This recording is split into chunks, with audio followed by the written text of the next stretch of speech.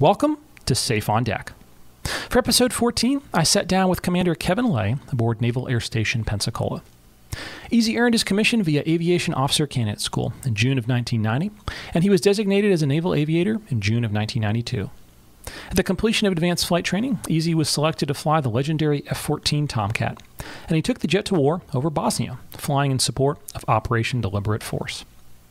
Next, Easy moved to Naval Air Station Dallas, where he continued flying the Tomcat as an aggressor pilot at VF-201.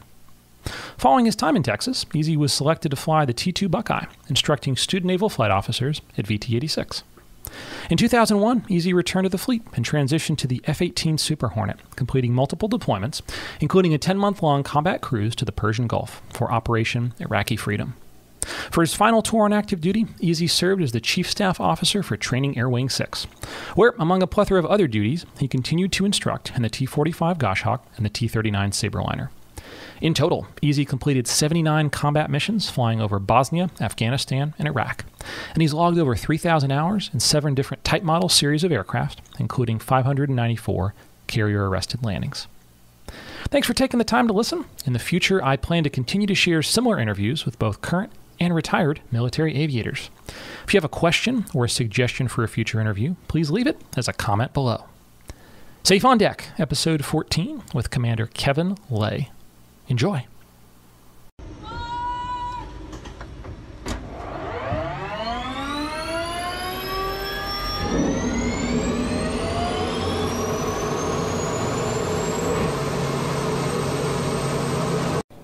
Easy, where were you born? I was born in North Carolina, a little town called, well, I was actually born in Charlotte, and we moved to a little town called Shelby when I was 6 months old. It's about halfway between Charlotte and Nashville. Okay. Over in the western North Have you gotten Carolina. back to that part of the world at all? Or? Let's see. The last time we were there was last Thanksgiving. Okay. Not this past, but the one previous. So family still back that way? Yeah. Mom's still living in Charlotte, and I got aunts, uncles, and cousins in Charlotte and Greenville, South Carolina. Okay. So beautiful part of the world. All within throwing rocks of each other, sort of. A little bit of a drive, but still not awesome. bad. Not bad. Yeah. Well, what was your first experience in aviation? Do you remember as a little kid? Like, obviously you had a very big carear in aviation, but where did it start? It all started with my uncle's brother, to be honest. And it's kind of a weird, what? My uncle's brother was a dentist. And he had, he was partners in a Bonanza. And so one weekend we left Greenville and flew down to the coast, down to Myrtle Beach. And he invited me to come along for the airplane ride. I was like, yeah, okay, yeah, sure, why not? And so I convinced my mom. She was always a little hesitant about, those kind of things. And she's like, she conceded. It's like, yeah, okay, all right. So we hop in the airplane and we take off, and we're headed down to Myrtle Beach. And he looked over at me. He's like, you want to fly it? I'm like, sure, okay. And how old are you? I was 12. Oh, wow, okay. At the time, yeah. Yeah. And so I took the yoke and the rudders, and I was flying an airplane. It's like, and ever since then, boy, the bug bit me deep. And ever since then, it's been, all about airplanes. For sure. So that was the first flight? That was the first flight. Did you know this is what I want to do as a career? Yep. Okay. Yep. Didn't know how I was going to do it. And that's my next question. Yeah, how did you do it? And I'll make a long story longer. A buddy of mine who I grew up with there in Shelby, he joined the Navy right out of college. I graduated and went to work in the private sector for about a year and a half. And every time he would come home to visit, he's like, dude, you got to do it. Navy's looking for pilots, man. Dude, you got to do it now. Come on, what are you waiting on? And I'm like, okay, all right. So I made the trip down to Charlotte to the recruiter, and he put me through all the ringers, Hey, here's the ASVAB. Okay, go take the test. Hey, your scores are great. You ought to go nuke. I'm like, no, I want to fly airplanes. Well, we don't have any aviation slots available. It's like, okay, fine, nice talking to you. And started to walk out the door. All of a sudden, he's like, we did find one. It's funny how that works. Open aviation slot. I'm like, well, you found one and I'm one. Let's get it. So one thing led to another. Went through AOCS. And that was in Pensacola, right? That was in Pensacola at the time. Yeah. That was the original AOCS. Yeah, absolutely. That's right. Just like Officer and Gentleman, right? Yeah, sure. But Marine drill instructors, yes. Yes. That part was kind of sort of accurate. Yeah. Those buildings I see by the waterfront, kind of near the survival. Yeah. That is where AOCS was, That's correct? that's where the barracks buildings were, yeah. And there's nothing going on there now. They're still there, preserved, I guess. Yeah, I guess, I assume. Yeah. What a shame. I mean, I did OCS in Newport, which was a good time, but it was not AOCS in Pensacola. Yeah, that was a unique experience. And I will never forget his name for as long as I live. Staff Sergeant Jesus Jimenez, United States Marine Corps. Holy crap. Yep. Yeah, he was a beast. But was that your first exposure to like the military at all? Well, my dad was in the Navy for 2 years, but I mean, he did his 2-year stint and got out. Okay. And he was in the Navy to avoid getting drafted into the Army. That's back when all that was going on. Sure.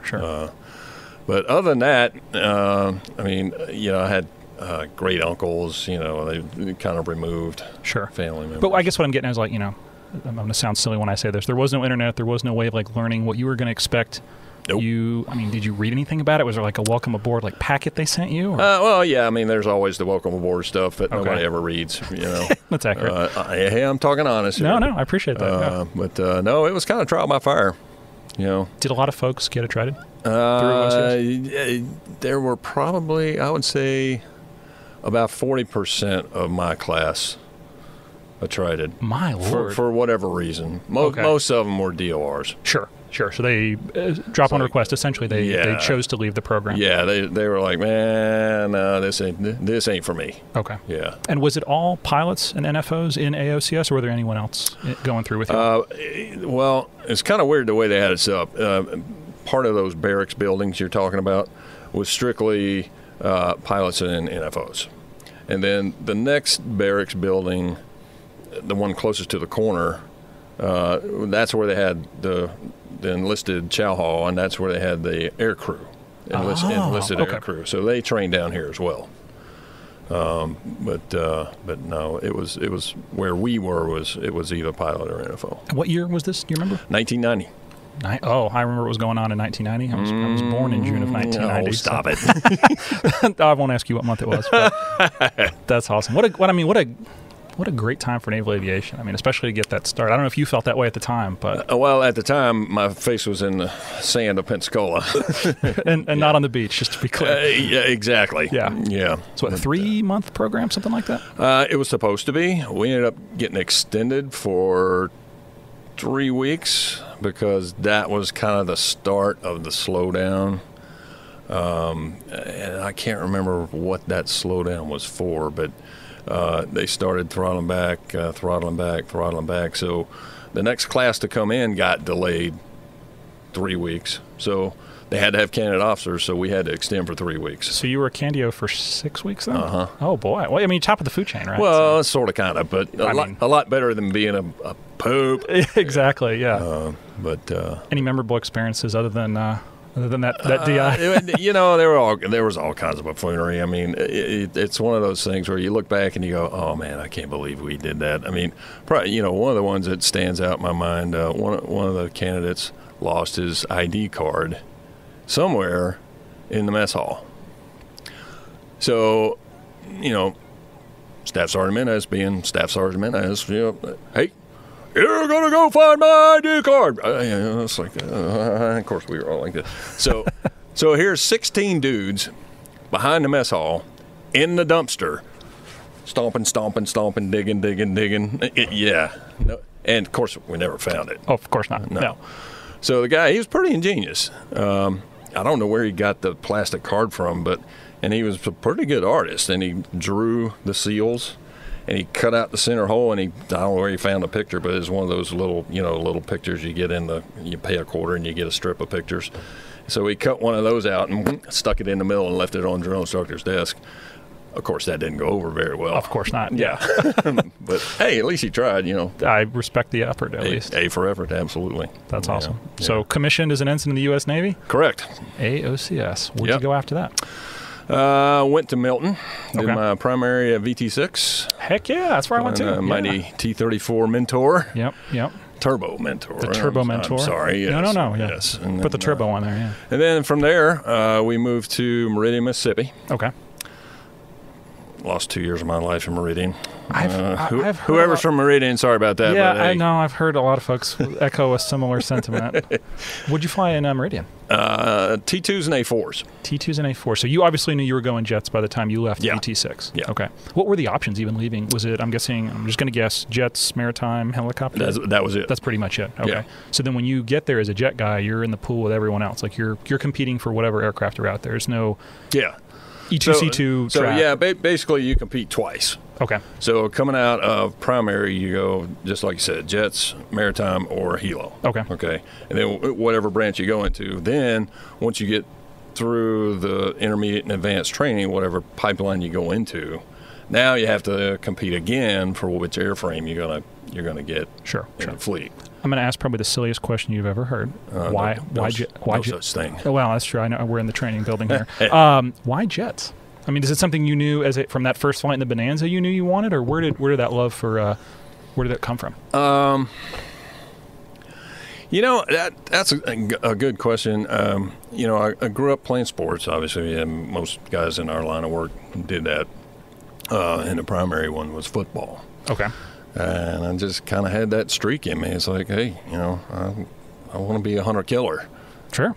Yeah, I mean, don't get me wrong. Everybody contributes to. No, I know what you mean. But I wanted to blow stuff up and shoot stuff down. And that's what you went to do. Yeah, and exactly. I was very fortunate.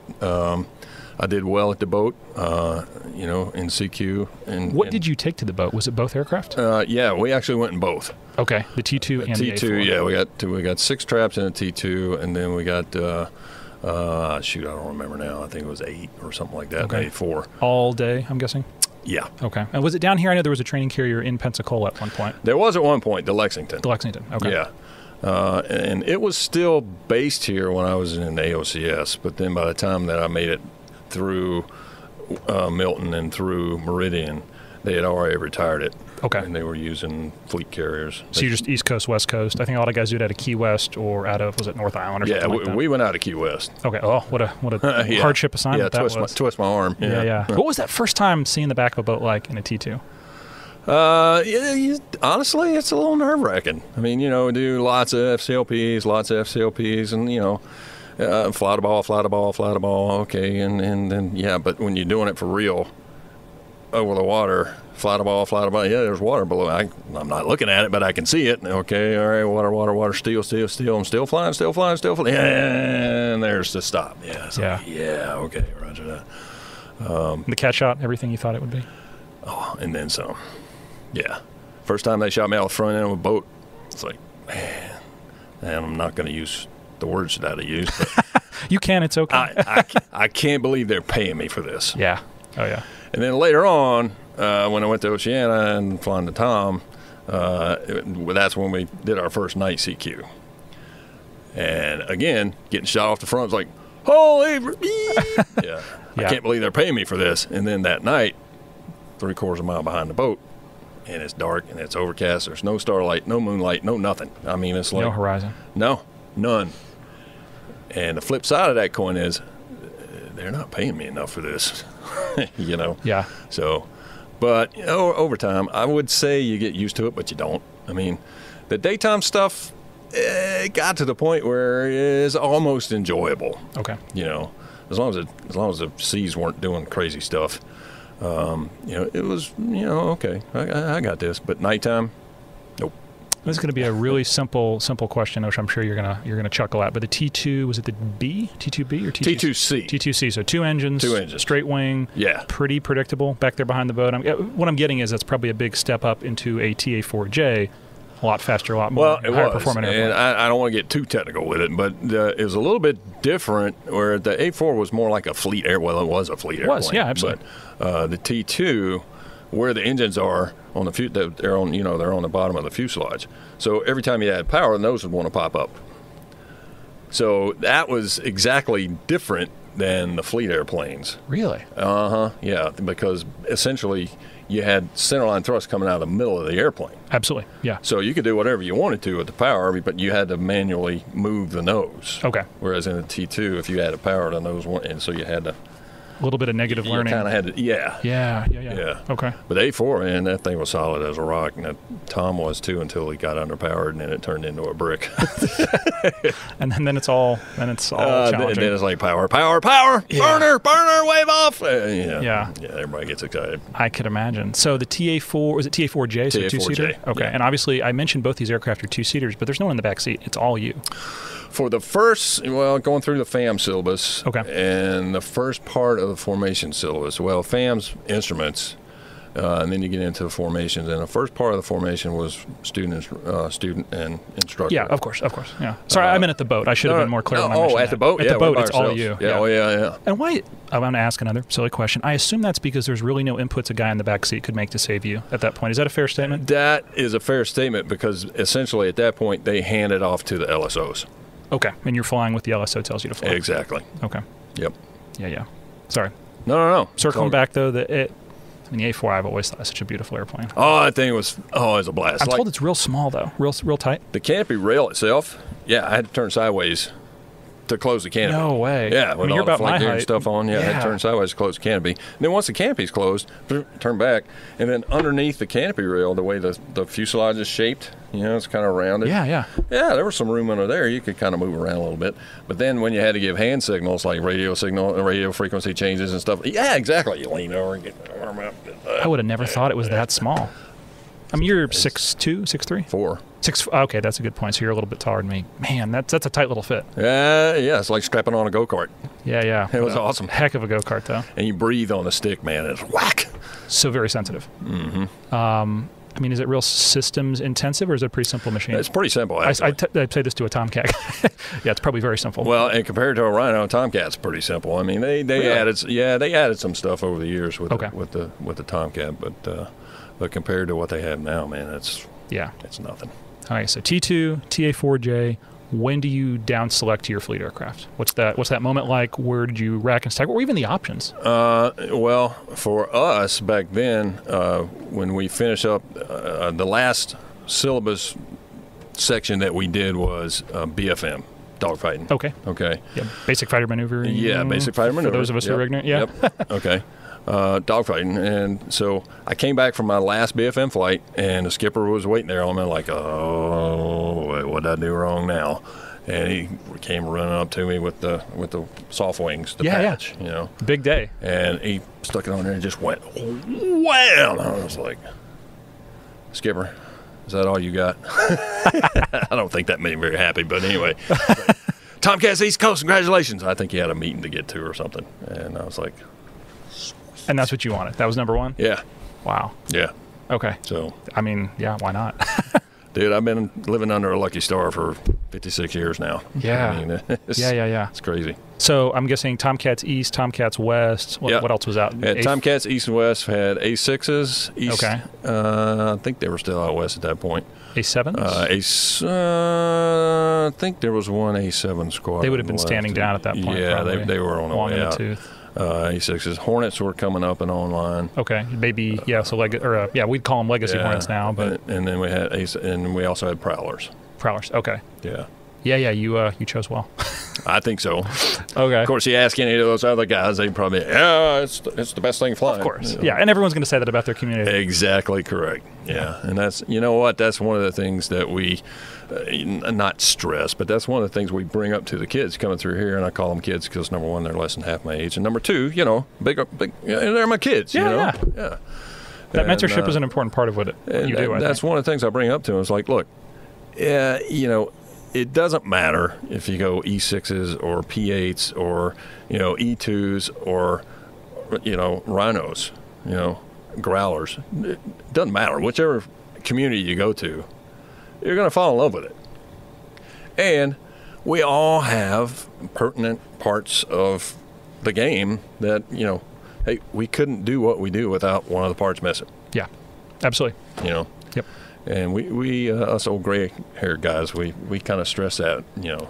I mean, I have no hair, and I stress that too. Oh, so stop it. Well, no, but it's a great point. You know, you got to bloom where you're planted. I know that's kind of a kitschy saying, but you know, every aircraft is there for a reason. Yeah. And you know, we're all contributing players. Yes, be good at it. Yeah. If you bring a bad attitude, guess what? It's going to suck. It's going to suck. Yeah, and you're going to make everyone else around you unhappy. You know, that's like people ask me about, well, what'd you like better, living in Virginia Beach or Lemoore? I'm like, dude, it doesn't matter. If you're in Virginia Beach, yeah, there's lots of stuff to do. If you're in Lemoore, okay, you got to drive 2 hours, but the flying's awesome. Yeah. You know, you don't have to wait 20 minutes to the whole short to go fly. You know, you just strap on 400 or 500 pounders, you fly up in the ranges just south of Fallon, blow some stuff up, and come home. I mean, it's... Well, that's what you're there to do anyway. It's cool. Yeah. You know, Yokosuka, you know, Iwakuni. I mean, wherever you are, it is what you make it. Sure. You know.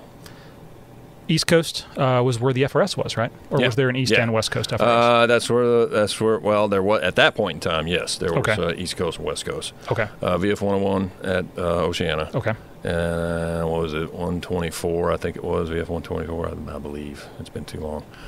In Miramar. Okay. Oh, back when it was NAS Miramar. Yeah, that's before we gave it to the Marines. Yes. What a decision. Don't get me started. I won't get you started. But so you went East Coast. You went to beautiful Virginia Beach. Yep. What was that first flight like in the front seat of a Tomcat? It was awesome.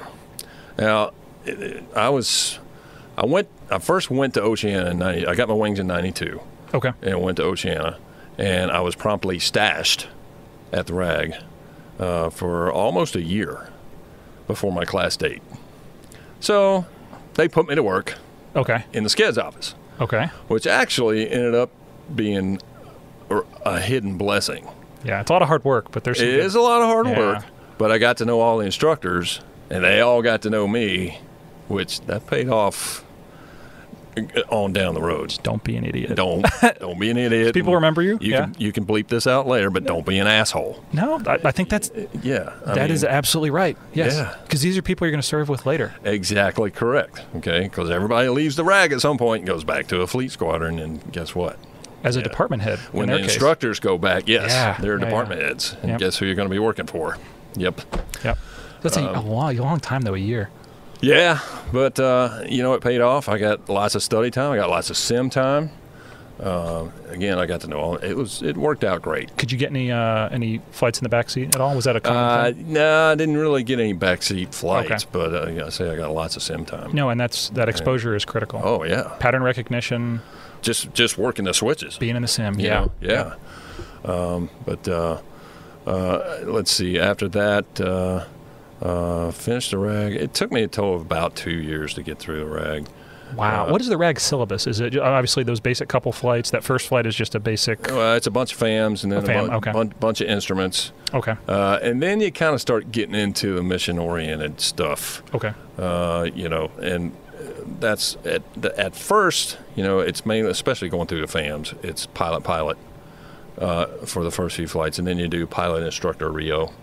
Okay, and then you go through the instrument stuff, and that's all pilot instructor Rio. Okay. And then we started kind of crossing the fence with working with the student Rios. So you could have a student crew? Not in the airplane, but we could link up the simulators. Oh, okay. So the student Rio would be in his backseat simulator. Sure. And I would be in a front seat simulator, and they'd link them up. But you're physically, I mean, you're not in the same sim. You're across the sim bay or something. The pilot sims were upstairs, and the Rio sims were downstairs. Okay. That's funny. Yeah. But anyway, they built the building, I guess. We could link them up, and so he's doing his thing, and I'm doing my thing, and they're talking to each. So I'm seeing what he's doing, and vice versa. Sure. And that was pretty cool. That was your first time flying with someone else in the back of the jet, though, right? Yeah. How did that relationship? I mean, obviously that's what you do here is you train NFOs, but those first couple, you're I love the phrase, the mayor of Cockpit City, right? In the the A4 or whatever else, the other training airplane. Yeah, you're being instructed, but you're supposed to make those decisions. Now you're working with someone else as a team to actually do the mission. Was that a natural fit? Was it something that took time? Honestly, it took a little bit of getting used to. Okay. Because like you said, hey, I'm the one calling all the shots. I'm flying the airplane. I'm the one that's going to make the airplane do what I want it to do. I didn't have to worry about anybody else's opinion. Okay. Now all of a sudden, it's kind of, it's kind of a difficult relationship to explain. But he's doing his thing, and I'm doing my thing, but together we're doing the team thing, and that took a little while to develop. But once once kind of got used, and it took a while for them, the student Rios, to get used to that as well, because it was driven into them going through flight school. Hey, you may be sitting in the back seat, but there's going to come a day where you're the senior guy in the airplane. Guess what? Sure. You're calling the shots. Sure. So you actually go through, is it an air-to-air syllabus, air-to-ground syllabus, all that at the FRS? Yeah. Oh, yeah. Okay. So and I guess that the difference I'm trying to make the mention of is when you leave, you could go right out to a deployed squadron, theoretically. Some guys did. On deployment. Yeah. Oh, yeah. So as opposed to like when I went through in the 53 and we're our own little weird world, we didn't do any of the AMCM, airborne mine countermeasures stuff. You had to get to your fleet squadron, do stuff there before you were even really eligible to go on a deployment. I don't know why we do it that way. It doesn't make a whole lot of sense. I think it's a Manning and aircraft and all that other stuff. But probably. It kind of makes sense to do all that at the FRS when you go out. You've at least seen those things once. Yeah. Now, that being said, when you do show up at the fleet squadron, just normal progression. You're the newbie. Guess who the newbies get to fly with? 04s and above. Yeah. Yeah. First flight with skipper, is that usually a thing? Or on the wing of skipper? Not necessarily. Okay. I've been told that's a jet thing, but I'm not a jet guy, so I don't know if that's always not the case. necessarily the skipper, but definitely a senior department head. Okay. At least, until you prove you're not going to kill anybody, including yourself. Yeah. And then he might get it's not written per se, but it's kind of understood, the check ride with the XO or the skipper. Oh, 100%. Yeah. You're a fool if you don't think that's what that is. Yeah, it's exactly what it is. Because I've seen some folks bumble into a flight like that. I'm like, dude, you realize this is not a joke. They're evaluating every word you say. You better have your stuff wired there, buddy. Yeah. So which squadron did you end up going to at Oceana? VF-41. VF-41. World famous Black Aces. Black Aces. I think I've seen the patch. So. There's one right there. Yeah. It's a good looking patch. Yep. It even has showed up in the new Top Gun movie, I think. I'm guessing it's the new VFA, not VF. Yeah, VFA 41. And we had to suck it up with the rest of them. Dang it. Things changed a little bit, I guess. Yeah. So what was that squadron like? What was the feel when you walked in that first day? I'm guessing in your khakis. It was awesome. And this is something else that I share with the kids. Hey, in high school, you swear up and down these are the best friends you're going to have for the rest of your life. Then you go to college, repeat. Same thing. I'll never forget these guys. They're the best friends of my whole life. And then you get in the nav and you go through all, everybody goes through it, so we all share the pain, And then you get to your first fleet squadron. And those guys, and you know what I'm talking about. Yeah. Those guys are the ones that you're going to stay in touch with for the rest of your life. And you probably still do. Yeah. Oh, yeah. Do you still work with some of them here? I know it's a small cadre of F-14 guys, but is it that small of a world? I don't work with any of my squadron mates. Okay. Now, one of the reservists who he basically retired. Okay. He was an instructor with me at 86. Okay. He was one of my squadron mates. There was another, when I first showed up at VT 86, there was me, Whitey, Rob Johnson. Yep. Turbo, Johnny's Ice. Okay. Fred Sanford, Bert Sanford. He was at VT 10. Okay. And that was we called ourselves the Four Horsemen. You called yourselves that? That wasn't a student given name. No. Oh, I like it. We called ourselves that, and so that was the VF-41 contingent. We were all running mates in the VF-41. I guess what I'm trying to say is you will meet these people later. You will see these people later. You show up in the weirdest place: Japan, Germany, Italy. You're going to know somebody. Yeah. So don't be an asshole. Right. What he said. Because people will remember you. Absolutely. Yeah, and that's the thing I try to tell students. I don't know if this is something that y'all really get into, and you have so much to teach. I'm guessing probably not. But I always try to tell, I would even tell guys this at my fleet squadron, you have a reputation. We talked to the people at the FRS before you got here. We know a little bit about you. Hopefully we know nothing because that means you're okay. If we know a lot, it means there's problems. But you have a reputation. I always like to say you're auditioning for your reputation every day you walk in the door. Mm-hmm. It can all be gone in a second if you screw it away. And I don't know. Conversely, you could always make it up if you do something spectacular. I guess theoretically, but that's a lot harder to do. That's a true statement. And no, we really don't get into it because that's kind of above. Yeah. I try to do a little of the mentoring side of it, just because it's hey, please be a good person, please study with others, please help others. Yeah, no, we do that. Yeah. But we don't get too far down the road with the rest. They've got a lot to worry about. Yeah. Like making a radio call. Okay. Yeah. And I will say this, truly, and I don't know if I think I told you just the last time I was in here doing the EP sim. Y'all do an awesome job. And I even tell the students that, like, you guys don't realize how well prepared you are in the instrument environment compared to, and I was a civilian pilot before the military. Some of that training in the civilian world is fantastic, don't get me wrong, and some of it is not that great. Y'all do a great job getting... I will quibble about, hey, this little thing or that little thing with them, and then I realize, but I'm not talking about significantly bigger and broader topics, because in the sims, you guys keep them to a really high standard. And I genuinely appreciate that. It makes my job a lot easier. So thank you. I appreciate that. Because I know y'all work hard. I know it's not an easy thing. Well, we do. And, of course, there's the FTI, and that, I mean, that's the baseline. Yep. Got to start somewhere. But we can't help it, sharing stuff, stories, and, hey, there I was in the Congo, and they're not old enough to remember that. They don't know what that means. We especially up here, Tomcat Alley, we couldn't communicate without movie quotes. That's true. And we throw movie quotes out there, and sometimes they look at us like, blank stare. Is that a third eye in your forehead? What is that? I was like, come on, man, that's Caddyshack, for Christ's sake. That's not probably the movie this generation is watching, I would imagine. Nope. So, Nope. But I know where you're coming from. Yeah. We try to keep history alive, That is, I can appreciate that for sure. Well, speaking of keeping history alive, another silly question. What variant of the Tomcat did y'all fly? I flew A models. The A model. Holy moly. Oh, yeah. That is so cool. The old beast.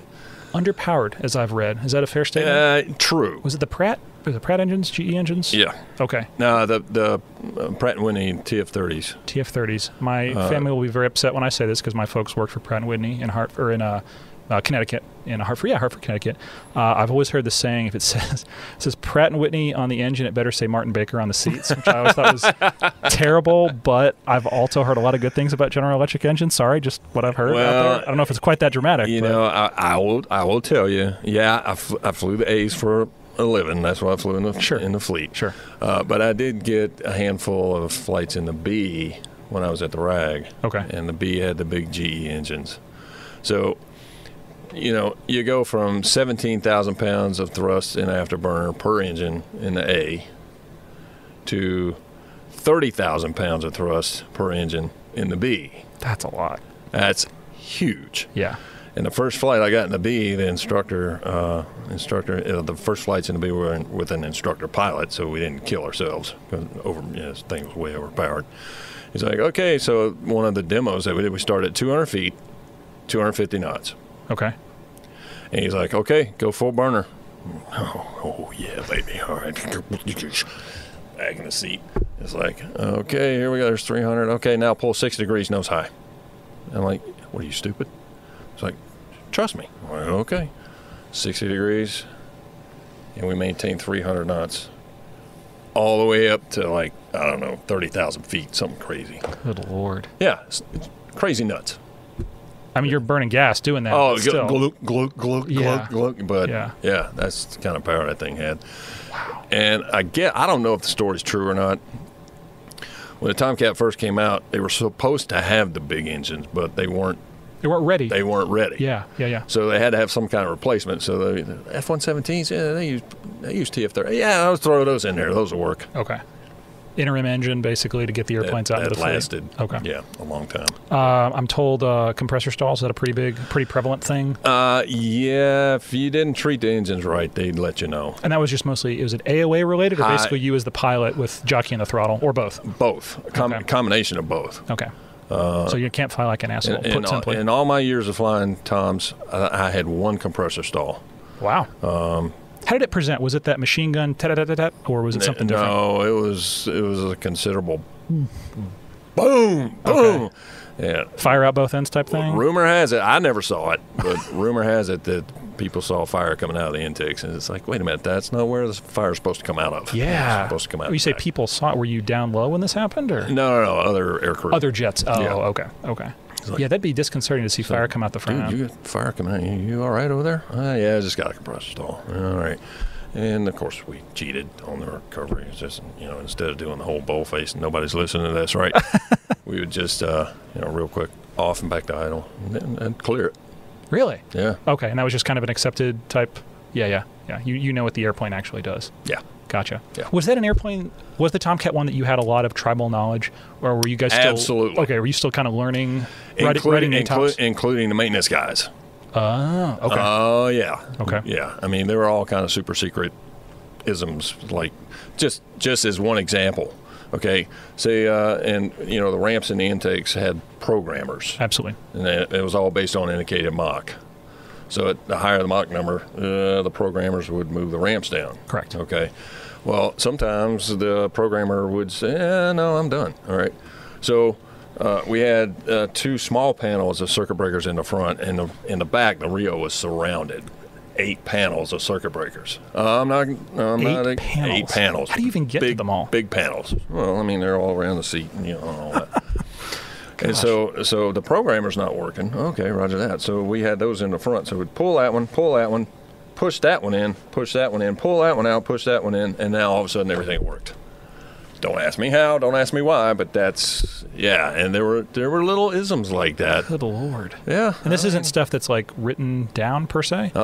This is just tribal knowledge. Yep, word of mouth. And I mean, eventually it made it into the book. Like you guys were learning it. No. Oh, okay, never mind. I'm trying to ascribe some like higher power here. No. Nope. Just tribal knowledge. That was in the pass down. Okay, so I'm not blowing smoke up your skirt when I ask this, but truly I was told back in the day the folks that went to the Tomcat had to be a little higher NSS, higher performing. Was that why? Because it was so systems intensive? Mainly, it was landing the thing on the boat. Really? Okay, so your performance behind the boat was what? Okay. Why is that? It was just that hard to bring aboard. I mean, it sometimes was a handful. Was it something you could get, I hate the phrase behind the power curve, but literally on the backside of the power curve, and now your inputs are not making enough of an Exactly. input? Okay. And one of the main problems was, and each pilot would brief his Rio. Okay. Hey, on the ball, I want to hear airspeed, or I want to hear AOA, or, something, some kind of calls. I typically ask for airspeed.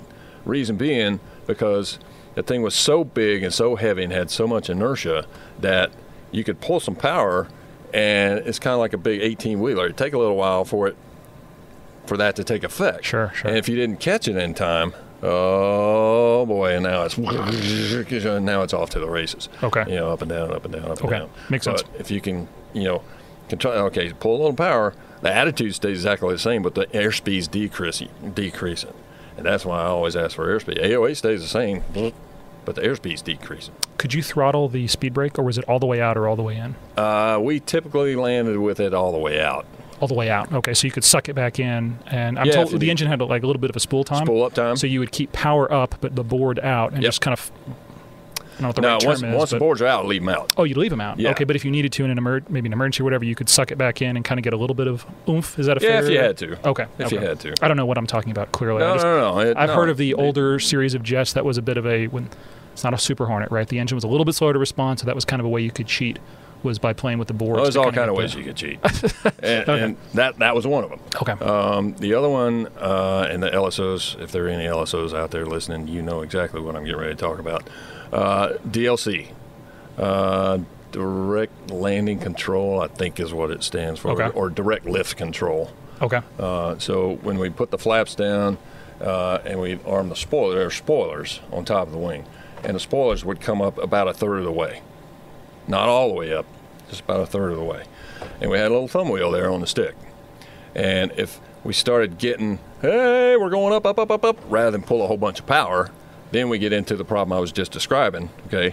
Oh, boy, down we come. All right. We just click, click, click, a little down DLC, which means the spoilers, which kills lift, which, hey, that's going to bring me down. But the LSO is not calling that. He's calling power. No. LSO, no. LSOs hated DLC. Oh, hated it. It makes it harder for you to be predictable for them. And they even hated more up DLC, okay? Because the spoilers are, like I said, they're about a third deflected up. Yeah. So if we needed down DLC, nose down, yeah, spoilers would come up. Okay. More. And they can see this. I mean, they're looking at you behind No, because the airplane's coming. Like they can't see DLC. Oh, so they don't know you're doing this. Oh, no wonder they hated it. Well, they can tell because it goes. Stair stepping up and down? Yeah. No way. Okay. Oh, yeah. So plus the engine noise doesn't change. Yeah. That's a good point. But up DLC, they hated it. Said, you ought to use your power, not up DLC. I was like, well, if I cut a bunch of power, now guess what's going to happen? We're going to get overpowered, going to get fast, flat, and then we're going to bolt her. Yeah. So here's something that I didn't realize until I interviewed an E2 buddy who was he was an LSO. I didn't realize, and this might have been a different construct, I'm not sure, but as an E2 guy, he could wave E2s, C2s, Hornets, everything. Was it the same for y'all, or did it have to be a Tomcat guy waving a Tomcat, an A4 guy waving an A4 guy? Now, the way that worked, each squadron had their own LSO. Correct. And most of those guys typically would wave their own type model class. Okay. Okay. Now, the guys that worked on the CAG LSO staff, they could wave anything. Okay. Okay. Yeah. I guess the reason I mentioned that is it seems like there's only a couple idiosyncrasies that maybe you would need that trained eye to. Yeah. You want a Tomcat guy talking you down, is what I'm getting at. Yeah. Yeah. Yeah. If something, some kind of emergency situation or something like that, yeah. You either want CAG paddles, or you want a Tomcat guy. Sure. Yeah. Obviously, it's an air-to-air machine. I think later in its life became air-to-ground. Did you ever fly it air-to-ground? Was it ever? You did. Okay. Yeah. Oh yeah. Maybe I'm misquoting here then. For some reason, I only thought of it as the A. No, I guess with the B and the D variant were the air-to-mud. But maybe I'm misremembering. We were actually via 41. We were actually the first A squadron to drop. Really? Ordnance. Okay. In theater. And what ordnance and what theater? Mark 84s, 2,000 pounders. Okay. And that was in Bosnia. No way. I did not know you flew in Bosnia. Yeah. Oh yeah. It's going to sound really silly, and I'm embarrassed to say it, but I'll say it. I have a book about this that I, as a little kid, remember buying, I think from Walmart, about the F-14 being used in Bosnia. Yeah. I'm not sure if I can't even remember the name of it. It's literally sitting on my shelf at home in Tullahoma. But wow, what was that like? I mean, that was the first air-to-ground employment of the jet, as I recall, ever. And of course, they didn't give us the high-value targets. Correct. Those were reserved for the Hornets and LGBs, laser guided and all that stuff. The only capability we had was dropping dumb bombs at that point. How accurate was the jet doing that? Was it pretty good? Not bad. I mean, of course, we dropped a ton of Mark 76s, a little 25-pounder practice bomb. Blue Death, right? Blue Death, yeah, and who knows where those things were going to go.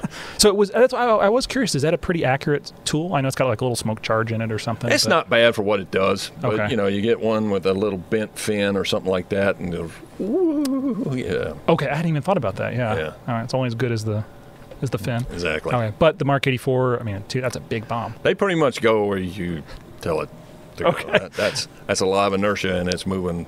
I mean, our typical release airspeed was 480. Good Lord. Yeah. So okay. That thing, 2,000 pounds, 480 knots, and accelerating probably because it's pointing towards the ground. So. What did you all? You mentioned obviously. I mean, not the precision targets at the beginning. What did you all end up getting? Set up against initially. Just kind of big like headquarters buildings and stuff like that. Okay. And then the Hornets had the more precision type. Did that change? I know obviously the tarp spot. Over time, yeah, it did. Okay. We developed into laser guided, and then later down the road. This was not too long before I left the squadron. I don't know where it happened or how it happened, but we got a bunch of Air Force Lantern pods, which was almost plug and play. I mean, they just boom, strap it on the shoulder, and I'm sure there was some wiring stuff involved. Sure. But I mean, that was our first FLIR and laser guided, onboard laser guided. Absolutely. Capability. Yeah. So. Is it a fun jet to bomb with? Yeah, it's pretty cool. I mean, again, you get this big old flying, tennis court, rolling. It's like, holy crap! It's the aliens invading. Yeah. It's as big as that thing was. It was surprisingly capable, maneuvering wise. Sure, we could honk that thing around pretty good. And you had a lot of gas too. Yes, 20,000 pounds with the tanks. My Lord. 16 internal with the tanks we had 20. Okay. Do you burn external first, or is it just a balancing act? That's the way it's supposed to work. Okay, so I'm guessing it doesn't always work that way. Sometimes it is, sometimes it didn't. But eventually, we get all the gas in there. Sure. Well, the movie had already come out by the time that you were a Tomcat guy. Yeah. Is it the a movie good? came out. I was when was that? That was 87, I think it was 87, something like that. I was still in college. Is it a good air-to-air platform? The Tomcat, yeah. Yes, and it. Back when the reason they had developed the Tomcat to begin with was supersonic long-range interceptor. Yep, taking out a bear. Taking the bears out. Yep, big old Phoenix missile. And it was exceptional at that. And that's what the systems were geared towards. That's what the radar was geared towards. That's what the Phoenix missile was all about. You know, long range, big target, non-maneuverable, and it had a very, very capable. You're going to schwack it with a huge warhead, too. 1,000-pound wingman, that's what we called them. Yep. Is that how heavy that missile was? 1,000 pounds. Good Lord. Yep. And you had, what, 4? We could carry up to 6, but we never did that. Holy Moses. Okay, yeah, that's a lot of missiles. Yeah. Yeah. Before we started carrying air-to-ground Hornets, we'd carry usually the standard low is 2, 2, and 2. So 2 Phoenix, 2 Sparrows, and 2 Sidewinders. Great White Hope is what I've heard the Sparrow called. Is that an accurate statement? Yeah. I hope it's going to get there. It grew in its development over the years. Let's put it that way. That's fair. Yeah. It's very capable. The Phoenix is tied to the radar, correct? It depends on which mode you shoot it in. Oh, okay. Obviously, there's more complicated answer than that. No. It's actually pretty simple. If it's medium or long range, then yeah, it's talking to the radar in the airplane. Okay. Until it acquires its target, in which case it's got its own little radar in the nose cone. Okay. So we call it going active. Okay. When that onboard radar comes, okay, now it's active. Okay. Gotcha. Now in a short range arena, if we shoot the Phoenix, it comes off the rails active.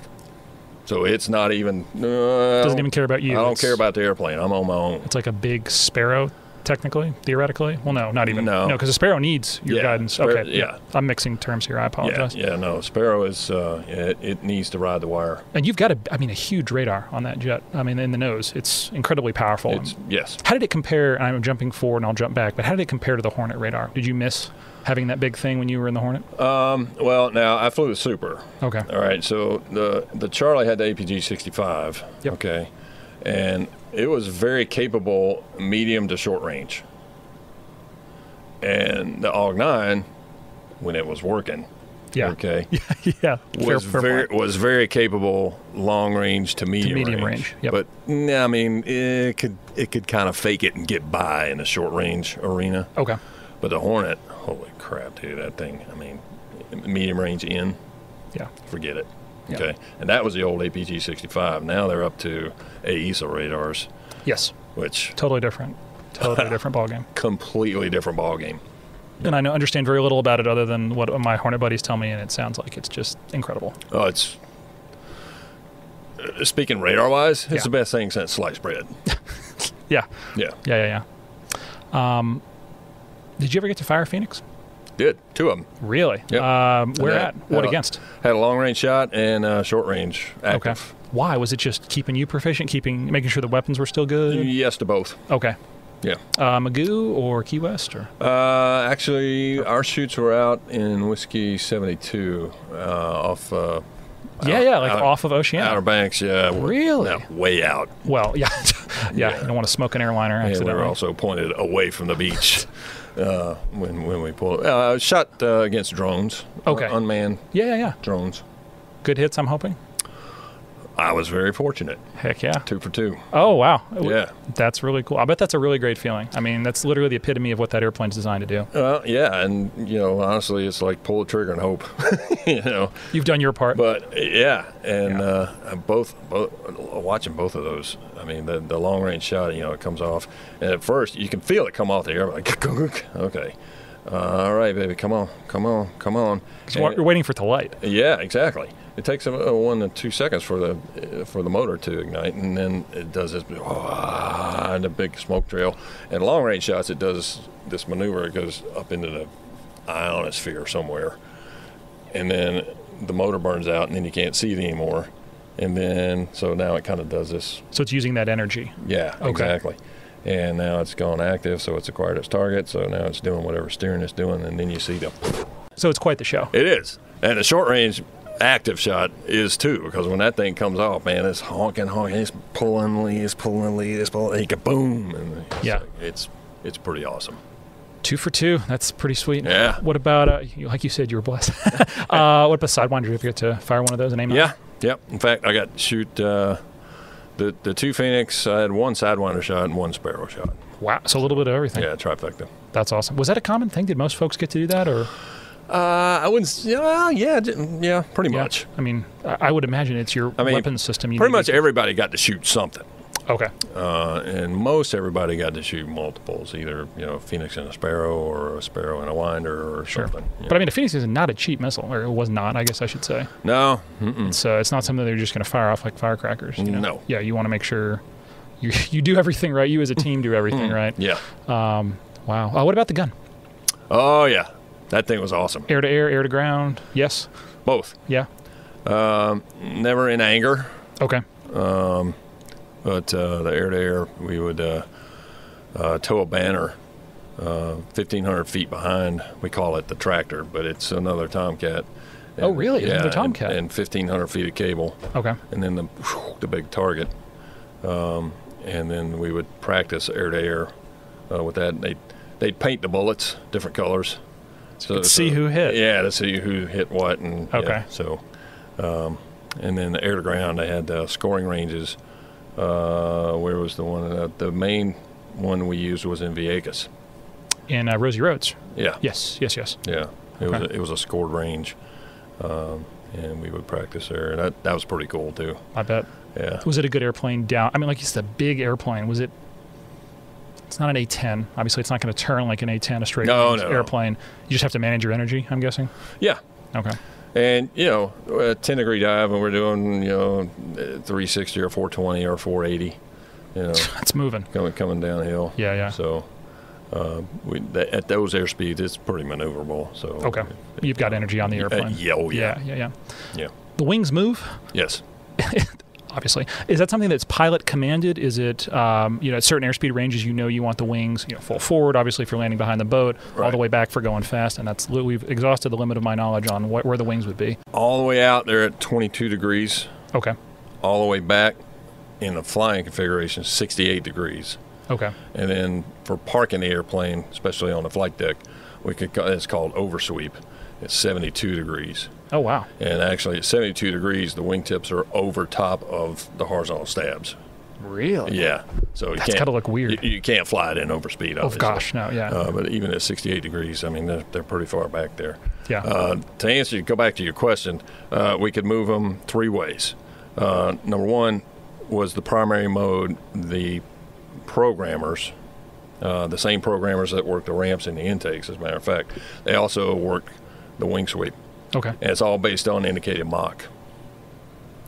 So, if you're doing Mach 0.4, the wings are all the way out. If you're doing Mach 0.9, they're back here at 68. Sure. And the programmers take care of all that. Okay. Now, we had a switch on the throttle so we could move them electrically.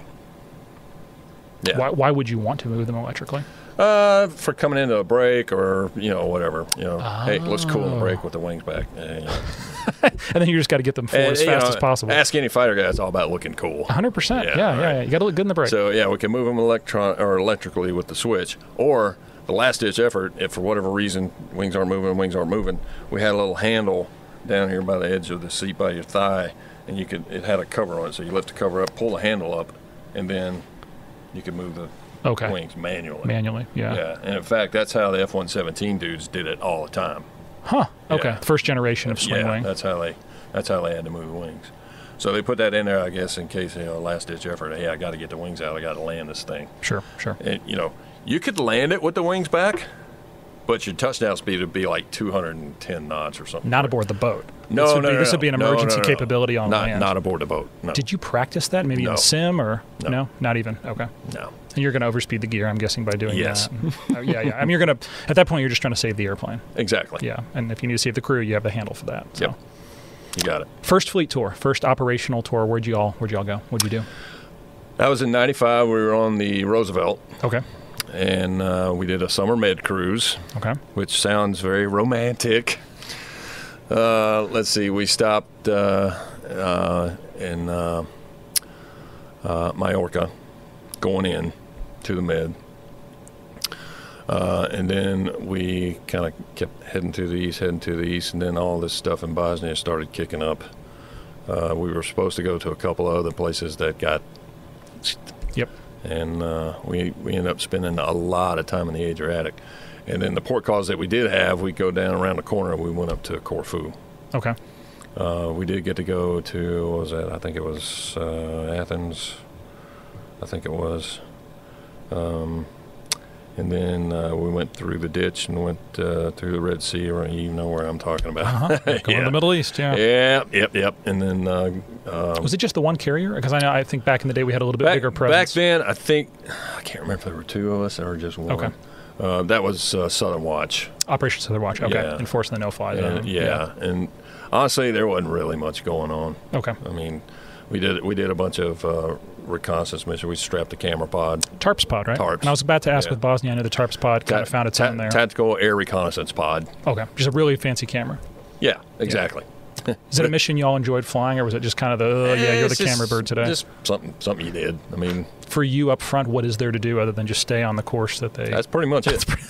Manage the fuel stage. Yeah, the Rio's doing all the work in the back. All I'm doing is driving the bus. Yeah, and you're not is it a high altitude medium? I don't need numbers or anything, but is it obviously the higher you are, the better a camera is going to be able to see, broadly speaking. Broadly, yeah. I guess the reason I asked that is I know the sensors have evolved over the years. I think that's probably not the earliest generation, but a early generation where now it's...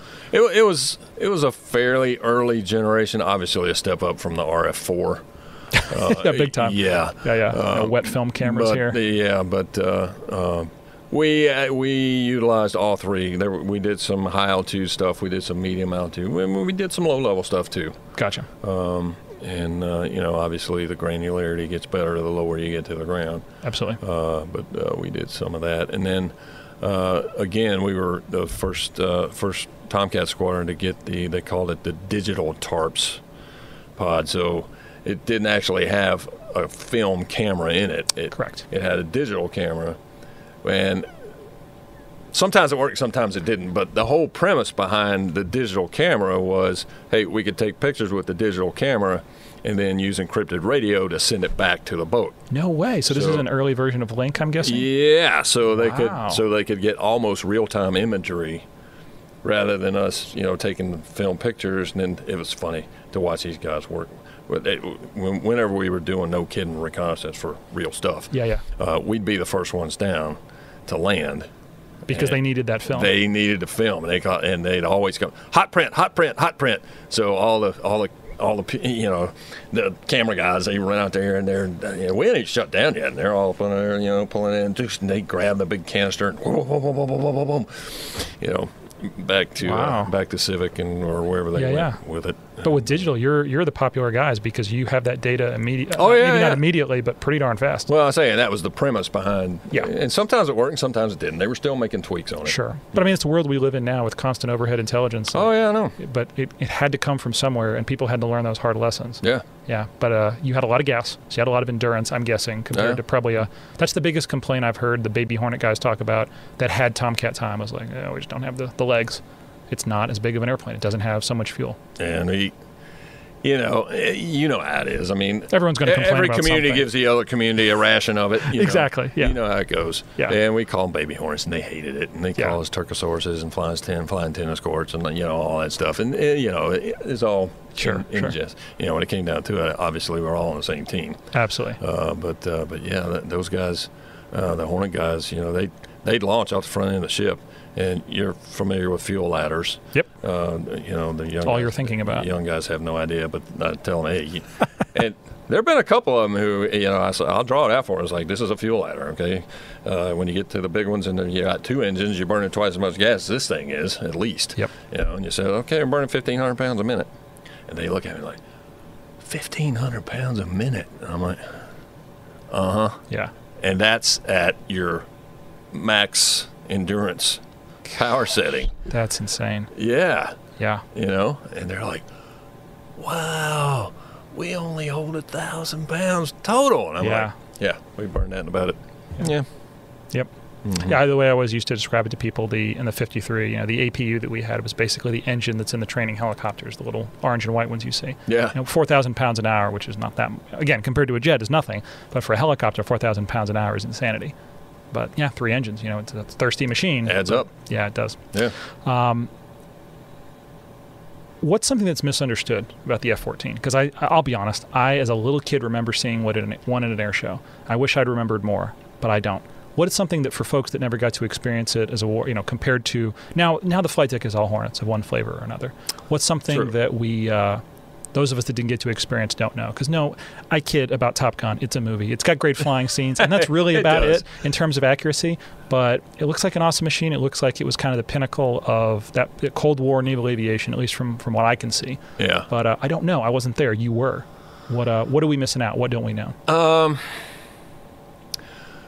I think mainly I would say, and I mentioned this earlier, okay, when the whole precept concept, whatever sept you want to call it, okay, behind a Tomcat was a supersonic long-range interceptor.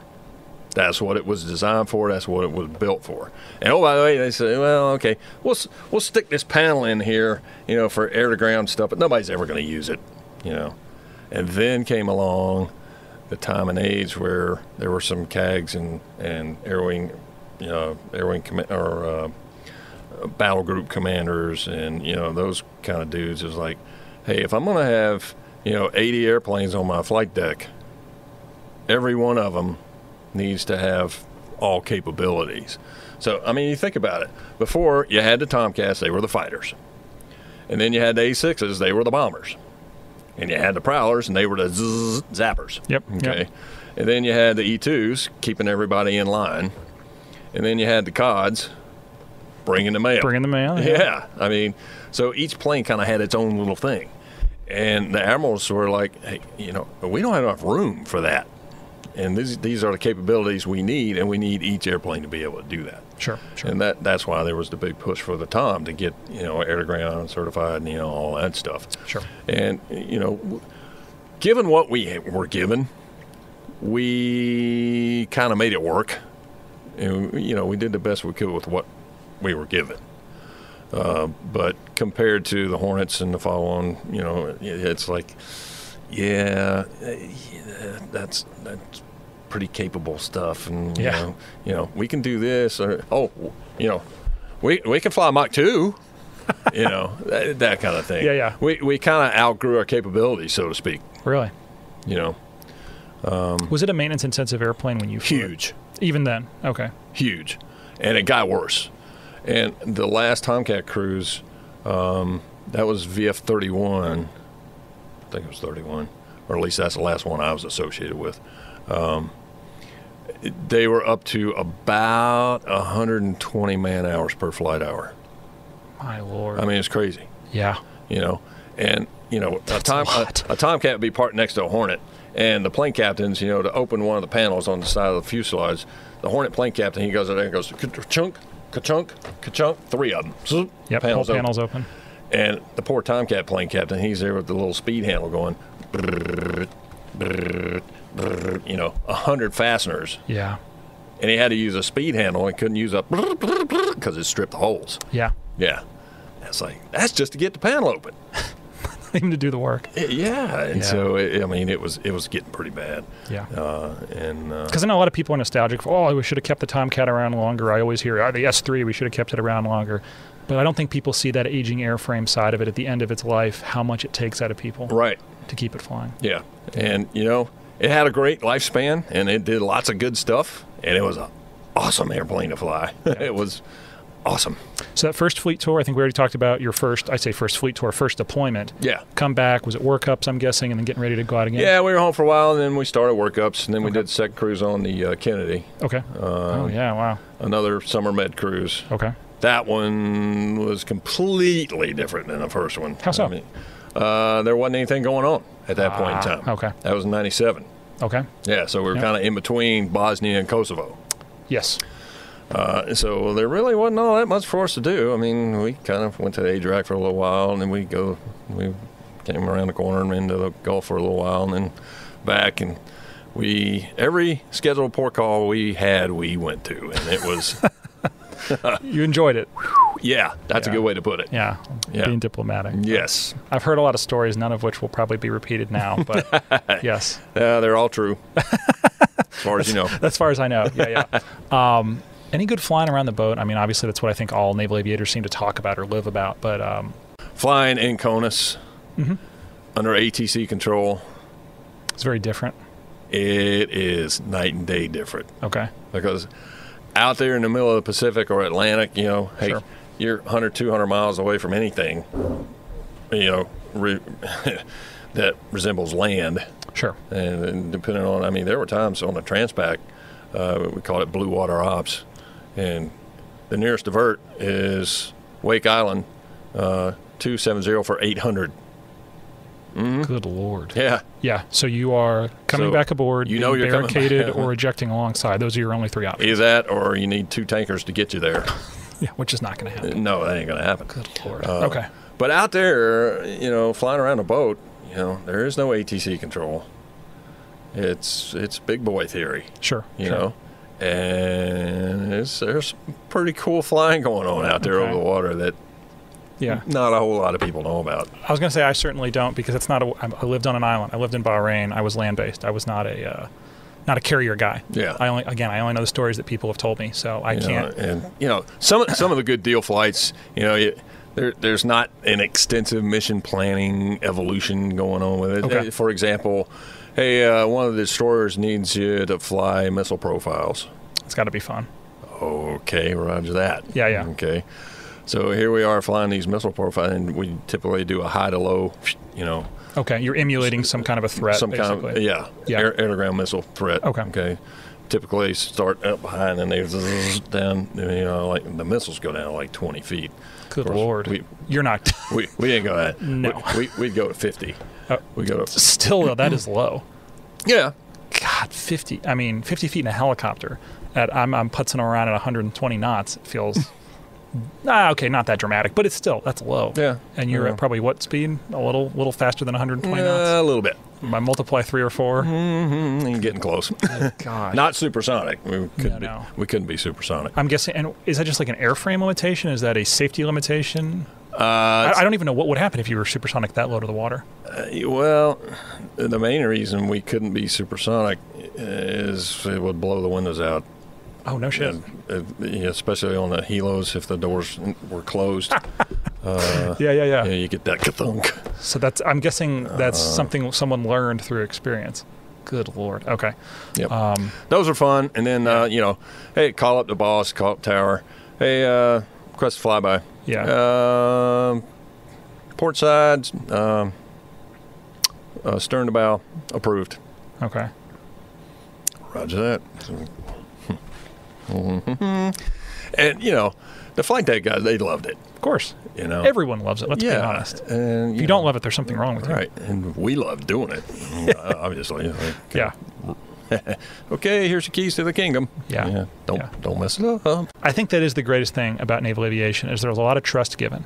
There is. And I've spoken to some of my Air Force and Army buddies, and I don't want to, their experience is their experience. I don't want to try to taint them, but I didn't realize just how much trust. I mean, it's a lot. Mm-hmm. That's a lot. Now, you're going to get hung out in front of everyone. Oh, absolutely. If you screw it away. If you push it too far. Yeah. Yep. Which is something I respect very much about kind of the environment that, naval aviation is.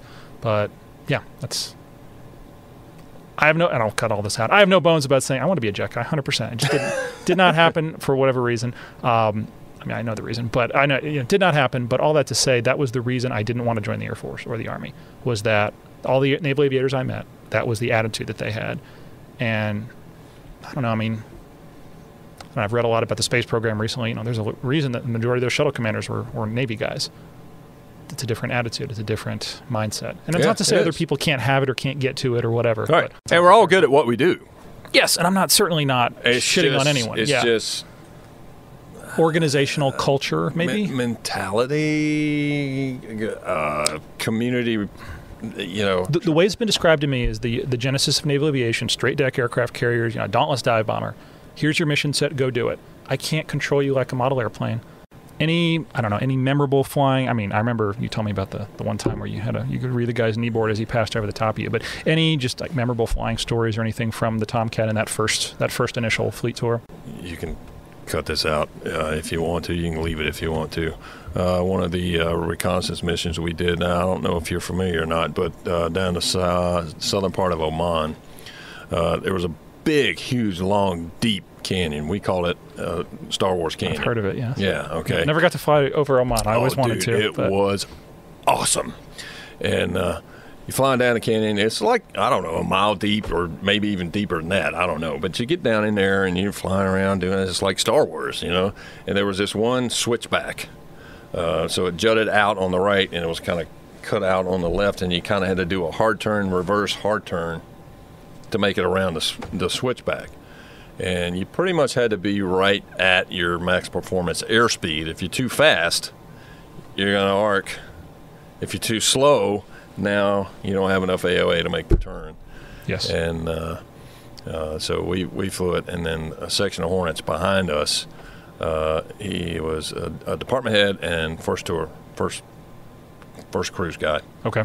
And I'm sure they briefed it up. We all briefed it up before we went and flight it, but he didn't make it. That was the second jet, correct? Yeah. The new guy. Yeah. Yeah. And he bellied up into, so never saw it coming. Yeah. So. But you were airborne moments before. You had gone through that airspace moments before. And then we had to go back. We had to strap on the tarp spot and go back the next day and take pictures. It's got to be tough. I mean, It is, same air wing. And you know, everybody in this business we've lost somebody. Yeah. And some of us more than just one somebody's. You stay in this business long enough and it happens. And, you know, not to sound crass or cold or heartless, but, I mean, that's part of it. Yep. You know? Yep. You fly these airplanes the way we fly them, and sooner or later, and again, not to sound like Tom Skerritt in Top Gun, but, you know, it happens. Yeah. You know? And it's just, you know, and I don't talk about it with Mama. You know, it's just one of those assumed things. Yeah. You know, and she knew, okay, he was going flying. I assume he's coming home for dinner. And I always promised her I would, and I did. I was very fortunate. But first operational tour, where did you go after that first tour flying the F-14A? Okay, from there, from Oceana, and this is kind of one of those, talk about flying under a lucky star, okay? We were on deployment on the Kennedy, and I had written orders to VT7 in Meridian to be an instructor. Okay. And then out of the blue, I don't know how it happened, out of the blue one day, and this is when internet was still relatively new. It made the noise when you logged in. Yeah, okay. I do love making that noise to the students so they do not know what I'm talking about at all. What the hell are you doing? Trust me, you don't want to go there. Yeah. So I get a message from BUPERS. And I'm like, what the hell is that all about? And so reading the message, it's like, how would you like to go to Fort Worth and fly Tomcats? And I'm like, is this a prank? And I finally got in touch with, it was actually the placement officer, not the detailer, which, I mean, as a JO, you don't ever get to talk to a placement officer. No, and there is a difference between the two. Yes, there is. And so he told me, he's like, yeah, no, it's a reserve squadron, but they have two active duty pilot billets and 2 active duty REO billets, and one of the pilot billets is open and they need an immediate fill. Are you interested? I'm like, let me think about it. Yes. And so, hey babe, we're going to Texas. Yeah. So we got back from cruise. Yeah. And I had a month to get all my stuff together, and it's like, all right, we're going to Fort Worth. Off we go. Yeah. Yeah, which was awesome. How many years? Just 1 year. And really? Well, because they were on the brink of, and it happened, they got transitioned to Hornets. Ah, okay. Yeah. And I was still active duty, but it was a reserve squadron. And so the deal was, okay, I could stay there and fly Hornets, but I had to transition to the reserves. Okay. Probably not what you wanted to do at the time. At that point in time, I was like, no, that's not really what I want to do right now. Sure. And what year would this have been? That was 97. Okay. Okay. And then so they were like, well, okay, we'd love to, have you stay on board, but you can't. Sure, Like, sure. okay, I get it. No worries. How different was the reserve Tomcat community from the active Tomcat community? Oh, man. Those guys, they were awesome. They were all Vietnam era guys. Some of them. Really? Some of them F-4s, some of them F-8s. That then transitioned into Tomcat. To Toms. Wow. Yeah. Okay. A little bit of experience there. Yeah, just a little bit. I mean, I think the junior guy had like 3,000, 3,500 hours in the Tom. Oh my gosh. Not total. Yeah. In the Tom. And also, to be clear, earned at like what, 1.0 at a time, right? Or 1.5 usually. Yeah. But what I'm getting at is it's not like an airline Bubba. No offense. That's logging 4 hours at a time or something. No. That's a lot of flights. Yes. Yowza. Okay. It was awesome. Yeah. And our main purpose in life at that point was to provide red air adversary support for the Hornet rags. So what a deal. Oh my gosh. The 106 guys would come down or come over from Oceana, and then the 125 guys would come from Lemoore. It was 125. It wasn't 122. Yeah, that's a good point. Yeah, that's before 122 was before born. 122. Yeah. Wow. Okay. These are all the little things I assume that, not at all. And it was our job, and we always went to Key West. Again, a hardship posting for those uninitiated. No kidding. Yeah. I got a Key West story for you. Okay. I'll get to that. I was going to say, we'll circle back to that. I'll get to that in a minute. All right. Then we'd always go to Key West for 2 weeks. Okay. Strictly air-to-air, BFM. That was it. Okay. For 2 weeks. 2, maybe 3 times a day. Good Lord. Oh, it'll wear you out. Yeah. But then, at night, we'd go out to eat, go to all these restaurants. It was awesome. Go down to Duval Street for a little while, and then, back to the Fly Navy. Back to the Fly Navy building. Yep. Okay. And then do it all again the next day for 2 weeks. Wow. Yeah, it was awesome. And, we're Red Air, so we didn't have to do any mission planning. We didn't have to, It was a pretty I don't want to say canned profile, but you knew very clearly what you were doing. The Hornet instructor, overall instructor, he would give us the requested, these are the site pictures we want to see. Okay. Be it lead trail or a beam or stack or whatever. Sure.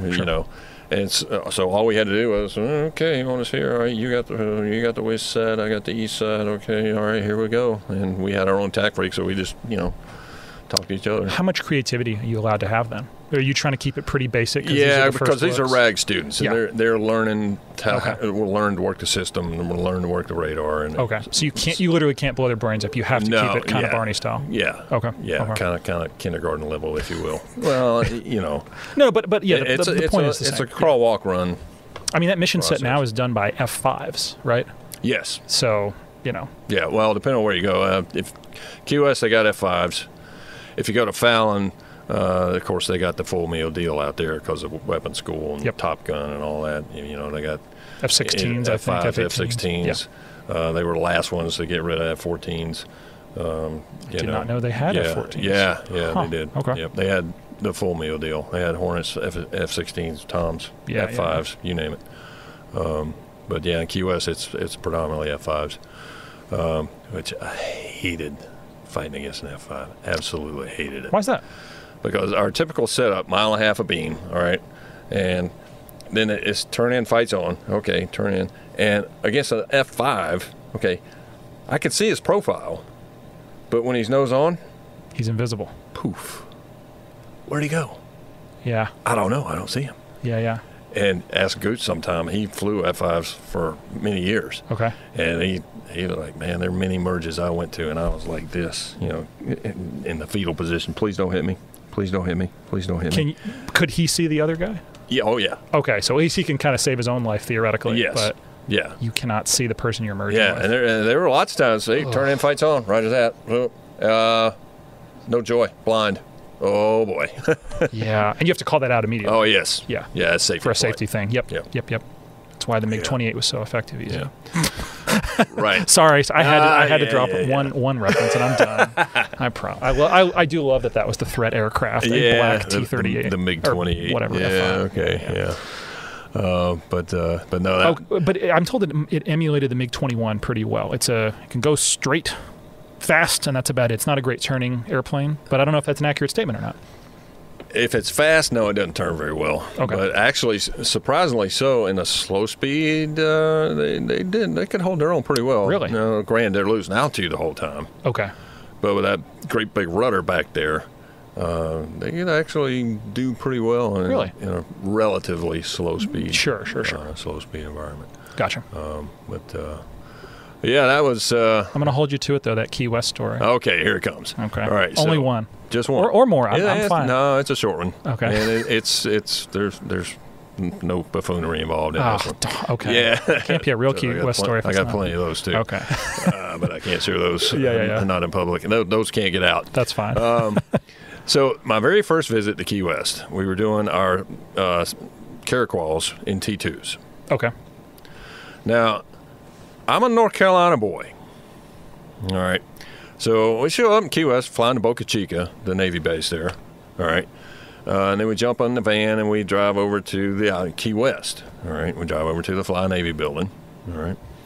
And we throw all our stuff in the rooms. Okay, roger that. And the instructors, obviously, they've been there before. And it's like, all right, we're going to Ball Street. I'm like, okay, all right. You don't know what that is? No, I had no idea. Yeah.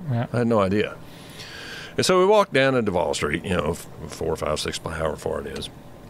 And we're there on the corner of Duval Street, and I can't remember the name of the road, but anyway. And here comes, hey, it's a parade. Ooh, cool. All right. Indeed. A parade. There are lots of parades on Duval Street. And then as the parade got closer, I was like, they're naked. And they're body paint. Oh, yeah. Yeah, I mean, just swinging in the breeze, naked, Yep. And the band's playing, and they're all naked. Uh-huh.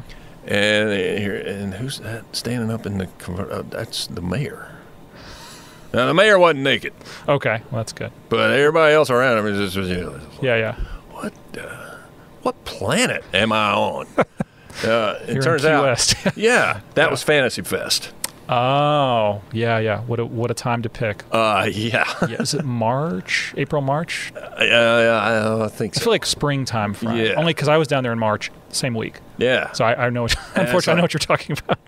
And here I am, just an old country boy from North Carolina. I'm like, what the? Yep. There's a lot going on. Okay, I'm going to McDonald's.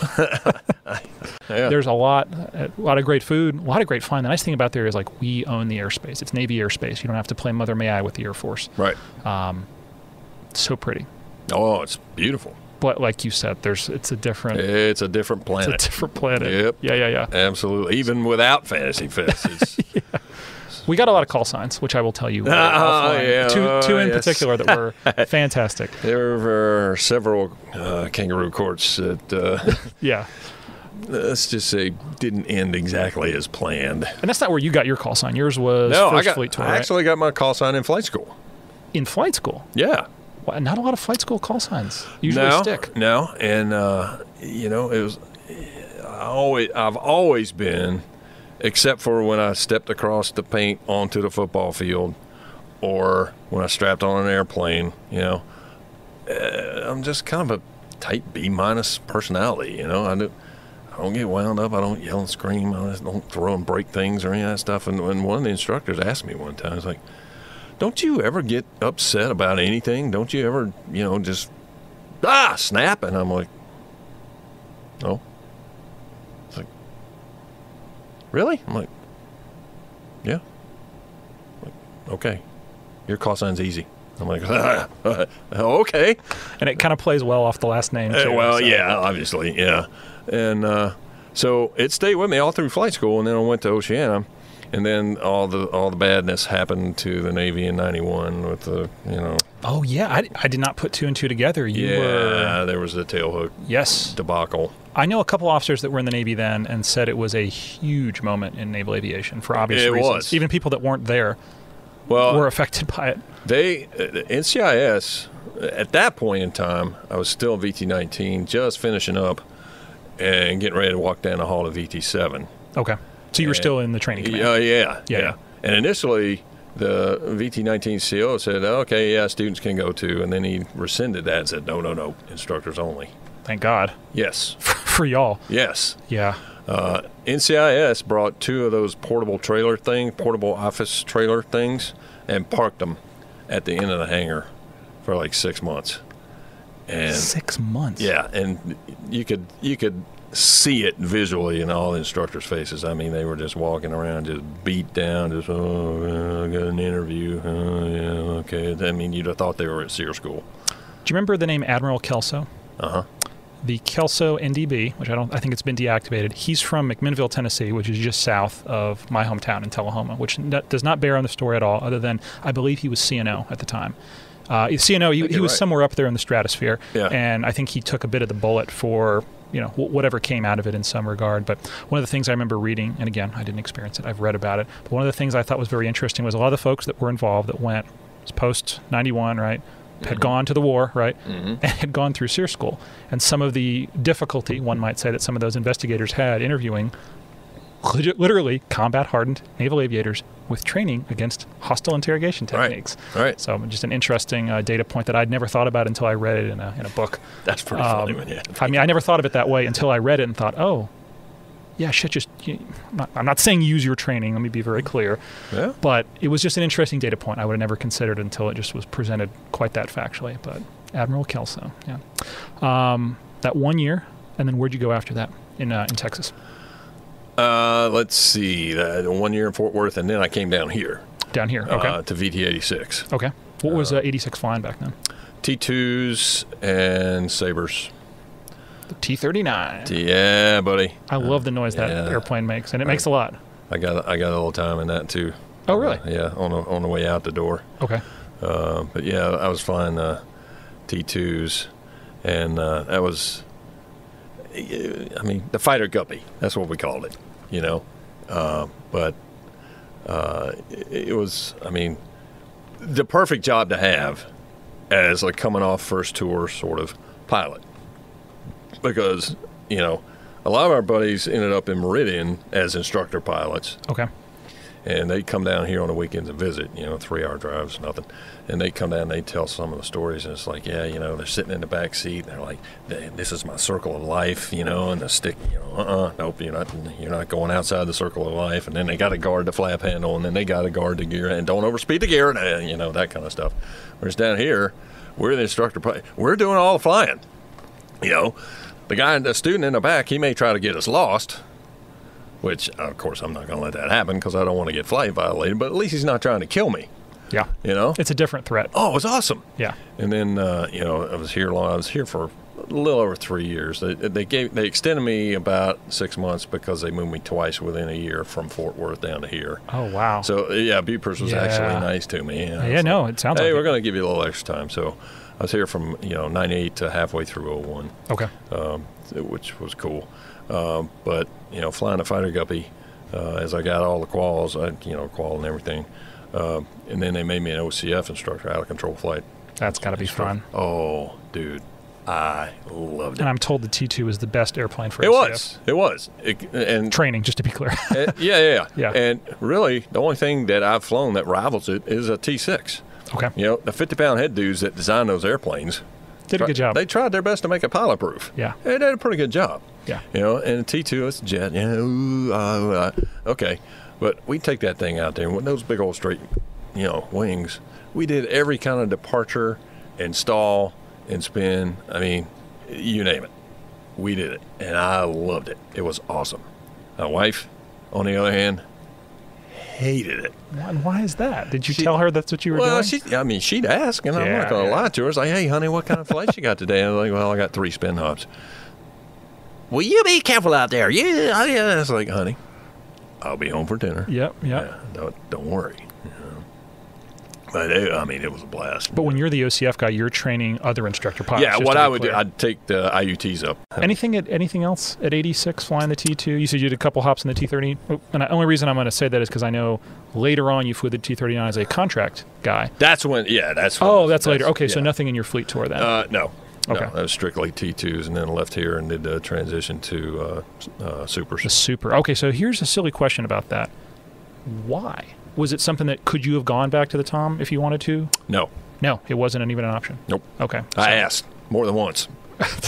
Really? Yeah. Okay. And just not enough bodies, not enough billets. And I had pinned on 04 just before I left here. Okay. And the detailers were there are no department head slots open anywhere in a Tomcat community. Okay. What year was this? This was 01. And when did the airplane go away? 05, 06? I think 07 was the last cruise. Wow, so even then it was already starting to get small. Yeah. Okay. Yeah. But there's a future in the Super. Oh, yeah. And that's where you went. That's where I went. Did you get to pick coast, or was it just like, no, here's where you're going? Nope. They said you're going to Lemoore. I'm like, oh, okay, right that. Right on, yeah. I get to fly pointy-nose fast airplanes. Let's go. Indeed. Yeah. Okay, that first flight in the Tomcat, let's compare that to the first flight in the Super Hornet. How different? I would say very similar. Okay. Because they're both afterburner aircraft, and they actually had about the same amount of thrust. The Rhino had a little bit more. Really? Yeah, a little bit more. Yeah.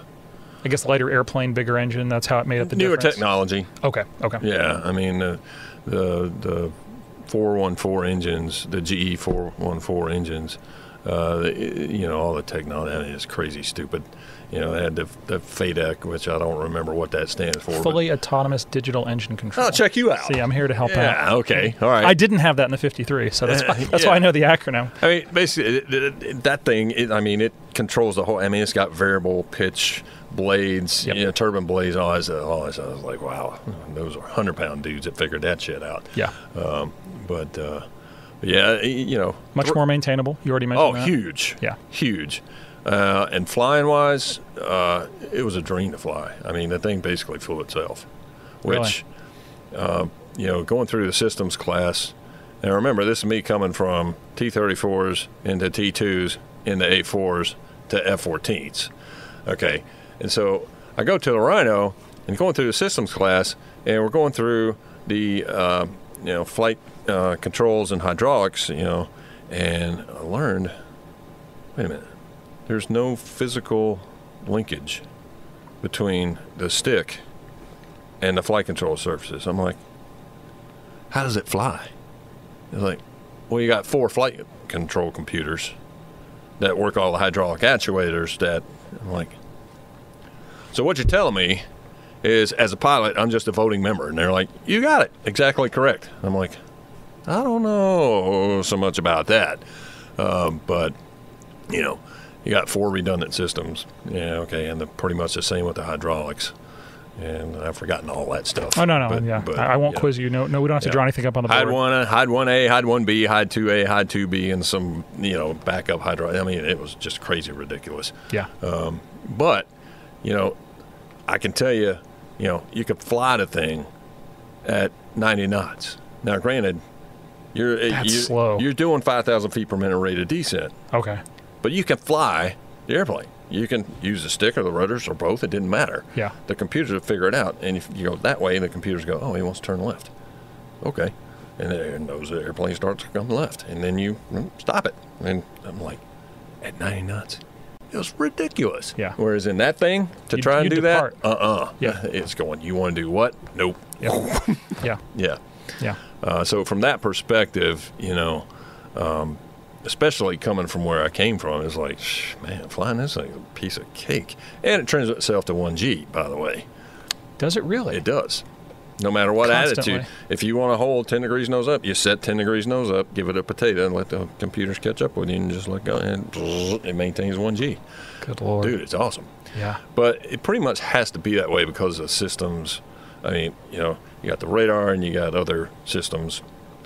And, that takes a lot of this. Sure. And you have to have those pilot relief modes so you can spend the SA doing other things. Yeah, and then they added the joint helmet-mounted sight, Did you ever fly with the helmet? I never got to. I saw some video from it. It's pretty. It looks very exciting. It's pretty impressive. Yeah. I mean, it does lots of good things for you. Sure. As a pilot. But, you got all this stuff going on, and then you got the FLIR and the radar and this and that system and this, sensor and that. It's like that takes up the majority of your time not flying the airplane. And you're doing it all by yourself.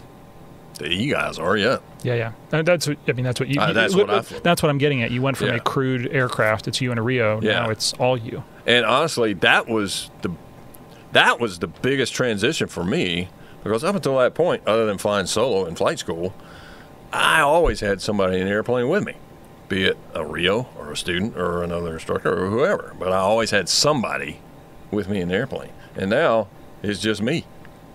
And we go, okay, I got to fly the airplane. Okay, I know how to do that. But I got to work the radar, and I got to talk on the radio, and I got to, it's like, what? Ah! Yeah. And there's nobody back there to give me my Jolly Rancher before we start our night approach at the boat. That's the biggest downside there. Every Rio in VF 41 knew if they're flying with me at night, they better have a Jolly Rancher. Really? Oh, you're not kidding. This is an actual thing. No. Yeah, absolutely. Absolutely. Awesome. We're up there holding, and we're getting ready to hit our push time. Do you want to land or not? I'm like, what flavor we got tonight? That's awesome. Oh, sour apple. Oh, cool. So you set the expectation early, and then it takes care of itself. It does. Yeah. It got to the point where all I had to do, I didn't even have to say anything. It's just, You do that in the backseat of the, well, there is no backseat. There's just you and the jet, and you're looking awkward. That's it. It's like, what the hell is he doing? I don't know what he's doing. So you're a department head in this tour, right? True. Okay. What was that like? That really, for me, was kind of a growing up experience. The life of a JO, yeah, dude. You can't ask for anything more. Yeah. All right. Then you put the leaves on your shoulders, and you have to learn to be a grown-up. And there is some learning involved with that, It's not just happy-go-lucky. Whee! Okay, yeah, I got some crappy job that the department had told me to go do, and yeah, it's going to take about maybe 30 minutes or an hour, depending on what it is. Hey, I may have to work on this for a week, but yeah, okay. But as a department head, yeah, you take that first step closer to the cliff, and that's about the best way I can put it. And it's not a bad thing. It's kind of a necessary thing, sure. Especially if you have further aspirations, to move up on the ladder. But you kind of become one of them now, and that's it's harder for some people to make that transition than it is for others. Okay. But deep down in, you're still a JO at heart. Woohoo! Like the hair on fire JO, woo! I don't have a care in the world. All I got to do is fly airplanes. And then, you kind of get pulled into the, hey, I got these reports due. I got fit reps due. I owe this to the XO. I owe this to the boss. I got to do a strike brief for the CAG. Those kinds of things. It starts to get a little bit more. I mean, don't get me wrong. You still get to do some of the fun stuff. Absolutely. But there's a little more responsibility involved, which, that comes with it. Yep. The whole naval officer side. Yeah, exactly. And, you do your department head tour, and if you're lucky enough, you put the silver leaves on there. And now that is a whole different world. Yeah. And was Lemoore a good place to learn as opposed to being back at Oceana?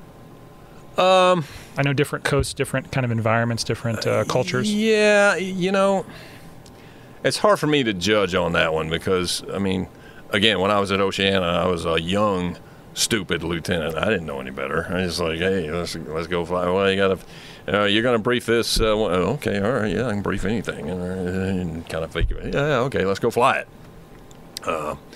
And then strike fighter weapons dudes kind of invaded. And it's like, don't get me wrong, they got an awesome training program, as far as back then it was mainly air-to-air, 1v1, dogfighting type stuff, 2v2, that kind of stuff. And then as the air-to-ground mission kind of picked up, then they picked up on that too, and it grew. And it was, for lack of a better term, it was a branch of Top Gun. Okay. Naval Fighter Weapons School. Yes.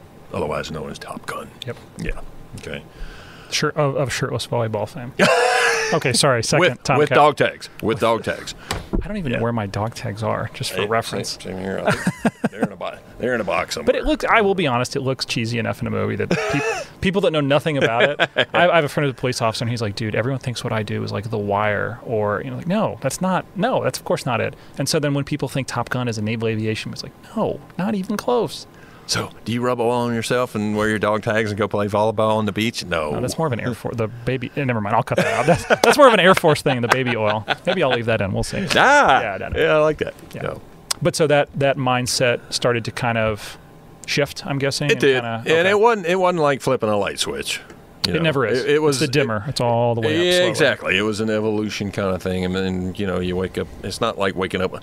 I'm an 04. It's time for me to start acting like a dickhead. Nothing like that. I do know some people, though, it seemed like it was more of a light switch than a dimmer. I was just getting ready to say, for the most part, the guys that I worked with and worked for they were pretty cool. I mean, they had a good handle on this, and if they needed to, hey, they could put the game face on, but for the most part, they were just kind of one of us. Which is exactly where they wanted to be. And, when they had to, no kidding, strap on the I'm the boss, they did what they had to do. What deployments did you get to do as a department head in the Super Hornet? The War Cruise. Okay. What year was this? On the Lincoln. We left here in May or June of 2002, and we got home on May the 1st, 2003. I think I remember what was happening in the world. That was the first 10-month deployment since Vietnam. Yeah. Yeah. And there's a reason why. True. Because there were things going on. Yes. Can you talk about that a little bit? Sure. When we left in 2002, yeah. At that point in time, Afghanistan was kind of past the peak and coming down the backside. So obviously, doing the Transpac, and we stopped off the coast there of Pakistan, I guess. Anyway. I know the general part of the world you're talking about. Yeah. And so we were part of Enduring Freedom for, I guess we were there for about, I don't know, 2, maybe 3 months. Okay. That's still a long time. Yeah. Yeah. And really there wasn't, at that point in time, there were no hostilities to say, really going on. Our main mission was to escort convoys. Ground convoys. Ground so convoys. You're airborne. You're not ISR, but you're airborne, basically just kind of looking over their shoulder and keeping watch. Yeah, and of course, we were loaded. We were loaded for bear. Yeah. Just in case. Was show of force or show of presence, low pass essentially, was that part of the escalation of force, or you guys just go right to Connecticut? That was one of our mission options. Okay. if we needed to. Sure. But for the most part, we were just hanging out up at low 30s. Okay. And we'd stay on station for a while, and then we'd go to the tanker and come back and 135s, KC-10s? Both. Okay. What's your preferred tanker, by the way? Well, KC-10's kind of cushy. I mean, it's kind of easy with that big long hose. Now, even that being said, though, you had to be careful, because if you hit that thing too hard with that big long hose, you get that sine wave, and then when that thing's coming back, you better be idle speed brake. I was going to say, could you just get out of the basket? Okay. Yes, and hopefully you get out in time, because otherwise, when that thing at the end of the sine wave goes, shwaka! Yeah. And there went my probe. And minor thing, would y'all fly with I've seen some of the supers, they'll have the doors removed when they know they're going to tank a bunch. Is that just a common practice? It's like the little cover on the probe? Yeah, I wouldn't say common. Okay. I've seen some air wings do it, some don't. That's the reason I ask. Yeah, especially if you ask me personally, I think it tended to be more times than not a knee-jerk reaction by the squadron CO. Fair enough. Especially if they're tanking a lot on KC-135s. Because it's a very unforgiving steel basket. Iron Maiden. That's what they call it. Yeah. And for a reason. I have all 3 plugs, by the way, in a 53, so I have no experience with HAR, but it was a very, very, there's a lot going on. There is a lot going on. I can imagine in a helo it's even worse, because Yeah, when you touch things with a helicopter or anything, if you live long enough to hear that, you're doing good. Yeah, air to air. Yeah, it's not great. Yeah. So, Wow, but look at the pretty light show. yeah, no, not at all. Yeah. Not at all. But okay, so you said a couple months of that. Yeah, Did you all that. employ at all? No. Okay, so just essentially watching. Yep. Tank on the way up there. We get on station. Short period of time, we hit the tanker, come back. Sure. On station, we had some good conversations with the dudes on the ground. They're pretty funny, actually. JTACs, I'm guessing. Yeah. Yeah. Can't really share those That's conversations. fine. Well, one thing I've been told about that country is it's a beautiful, beautiful country. Did you get that feeling from altitude? I only got to see it at night. No So way. I couldn't see anything. So you never saw it in the daytime? Nope. So were these all night traps when you came back? Mm-hmm. Good Lord. Okay. Yeah, you were working for that paycheck. Yeah. Wow. Okay. Yeah. Yeah. Only at night. Yeah. How's the weather? For the most part, when we were there, it was pretty good. I mean, not the winter whiteouts and snows and all that other stuff. Sure, It was actually pretty decent. And then we went to where we knew where we were going. Back to the Gulf. Drum beat again. was beaten. And at that point, it was still Southern Watch, but we were doing more than watching. Okay, fair enough. I can tell you that. Yeah. Pretty much, I would say at least 50% of the airplanes that left the flight deck came back Slick. Winchester. Yeah. Yeah. Yeah. Including, I'm guessing, you're a department head, you're flying just like pretty much everyone else, right? Yep. Yeah. Yeah. How different of a theater switch, because you saw both in the same cruise, which is so unique. Was it a big, there's a surface-to-air threat there now you have to think about. Right. It's just totally different, I would imagine. Yeah, you're in the Middle East, sure, but it's not the same. No, it's not. And, of course, you get the intel briefs, and half the time, no, I'm not slamming the Not at all. the spooks. No. All right. They're doing their best. They are. Yeah. With what they're given. Yes. And there were some times where the info wasn't exactly accurate. Sure. Let's put it that way. Sure. And again, no fault of their own, but Best guess is best guess. You get real life intelligence when you see it with these. Or your sensors, I'm guessing. Like, hey, these are our coordinates, and we're getting shot at. Yeah. Yeah. Was that? Without speaking out of school, was that something where? Yeah, you don't expect any threat today, and then all of a sudden there is a threat, or was it the other way around, where you expected a lot, and then you would show up, and it was? I would say a little bit of both. Okay. Yeah, to be One honest. being preferable to the other, I'm guessing. Well, yeah. Always want to be mentally ready. Yeah, always. As soon as you cross that fence, it's it's game on. But you've taken a Tomcat and a Super Hornet into combat, and I get it's not the exact same theater, it's not the exact same mission set, but man, what a difference. That is so unique, I think. Yeah, and all told, let's see, 1, 2, 3, and I guess technically 4 trips to the Gulf overall. Wow.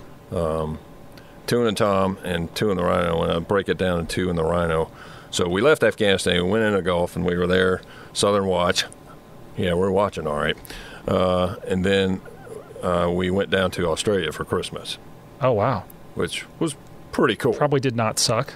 No, it didn't. It's a beautiful country. Went to Perth. Oh, yes. That's my Australian. Oh, very nice, very nice. That's a tad, mate. That's not bad. That's actually pretty good. I'm trainable. I've been to Sydney, and it was, yeah, I recommend it. We did that the second time around. Okay. We went down the East Coast, but this time we went down the West Coast to Perth, and pulled in, and then we pulled out.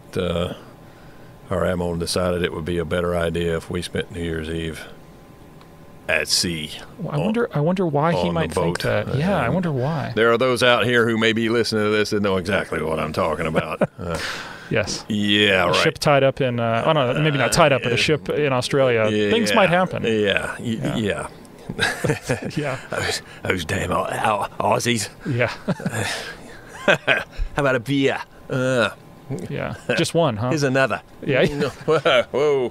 Yeah, so he said, all right, so we pull out, we're out to sea, and while we're out there, hey, let's do some CQ. Okay. Okay, all right. And then by that point, we had done so much flying that the flight deck was like an ice rink. So all the non-skid is worn off? Yeah. Okay. Yeah. So we pulled back into port, and this time for 2 weeks. And so because it was 2 weeks, they had to put together a detachment to, what was the name of that Air Force base? I can't remember. It's not Tyndall, is it? No. Or Williams? No, I can't. Tyndall's in the north of the country, I think. It's up north. Okay, sorry, yeah. I can't remember the name of it. But in Perth, or in that general area? Just north of the city. Okay. And so we were flying out of there while the flight deck was getting resurfaced. It must have been wonderful. Yeah. Well, I mean, we were on the beach, except when you had duty, you had to go back to the boat. But gross. Other than that, and somehow, I don't know how, but my best half finagled a way to get tickets and she was in Yokosuka. Oh wow! So yeah, she got a deal on some tickets, which included airfare and hotel and all that stuff. So she was down there. Got to come visit. Yeah, that was awesome. Yeah. So we finished up with the det, and one quick funny story. Please. We were dropping Mark 76s. Okay. And they said, we don't have a live range, but we have a practice range. You guys can use that dropping Mark 76s. Like, okay, all right. So the first day, they're out there. The Hornet guys are doing their thing, man. They're just shack with their Mark 76s. And they didn't bother telling us that it hadn't rained there in about, 6 months. A little dry. Yeah, we found out pretty quick. Yeah, I'm guessing someone started a fire on the range. Yep. So that was the end of Mark 76s. End of that, yep. Yeah. Thanks again, guys. Yeah. Hey, how you like us so far? That's impressive because it's just like that little cartridge in there, right? The little smoke charge. Yeah, it's not little really smoke that charge. much. Yeah. Enough to start a fire. Did you get to fly with? I know the Royal Australian Air Force. They have they've got all sorts of Hornets now, but they had Legacy Hornets back in the day. Was there any interoperability or any flying with them? We did not do any flying with those guys. We were kind of self-contained. Okay. Yeah, and then we packed up all our toys and went back to the boat. We knew where we were going. And where was that? We knew where we were going when we left. We knew we were the drums. This is 03. Okay, I'm not trying to make you mad. I was no. 13. Yeah. I, as a little kid, remember not that long after Afghanistan started, the drum beats were beaten, and it was like, yeah, Iraq's next. It was the Axis of Evil, I think was the terminology. Yep. That was it. Yeah, and that's where you went next. And that's where we went. And I say, when we left, we knew we were coming back. We knew we weren't going home. How many months into cruise are we talking now? Let's see. That was about 4 months-ish. A lot more to go. Yeah. Okay. And so we hauled ass. I mean, we were hauling ass back up to the Gulf, which kind of cemented it for us. It's like, yeah, okay. This isn't an exercise. No. This isn't Southern Watch. This is going to be for real, boys. Yeah. And so we got back into the Gulf and kind of drew up. It wasn't us. It was the muckety mucks and the kayak and all that. Was the kayak still in Qatar back then, or in Qatar back then? Yes. That's where I'm familiar with it. Always having been in my time. Yeah, they were in Qatar. R.I.P. to our friends serving in Qatar right now with the kayak. Yes. Anyone listening? Hang in there, brothers. Hang in. There is an end in sight. Indeed. Believe it or not. So we back in the Gulf and finishing up they redid all of because there was so much air traffic. I mean, there were at one point there were 3 carriers in the Gulf. Inside the Gulf. The Straits. Oh my gosh. And then there was what boat was that over in the Med? So you had 4 carriers in that part of the world. Was that Roosevelt over there? I can't remember what boat it was, but anyway, yeah, there was one over there too. So they'd come over Turkey and in that way. Yep. That's got to be a heck of a transit. Oh, dude, and the Gulf was just insane. I mean, it was us and Nimitz and I think Kitty Hawk showed up. Okay. I think. It was crazy, and we flew our asses off, and I can't tell you how many ordnance that we got rid of. A bunch. Did you fly night one? No, skipper and the head shed kind of took.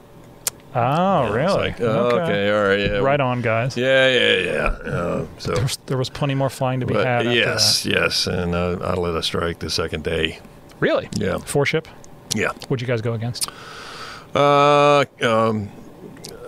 Palaces mainly. Oh, really? There were a couple of command and control tower, radio facility kind of things. Okay. They were on the target list as well, but the Palaces, and then came home, reloaded, and went back again next day. I mean, it was crazy. Did the list start winnowing pretty quickly as you were softening things up for the ground guys to go in? Yeah, slowly but surely. Okay. It took a while to kind of get over that hump.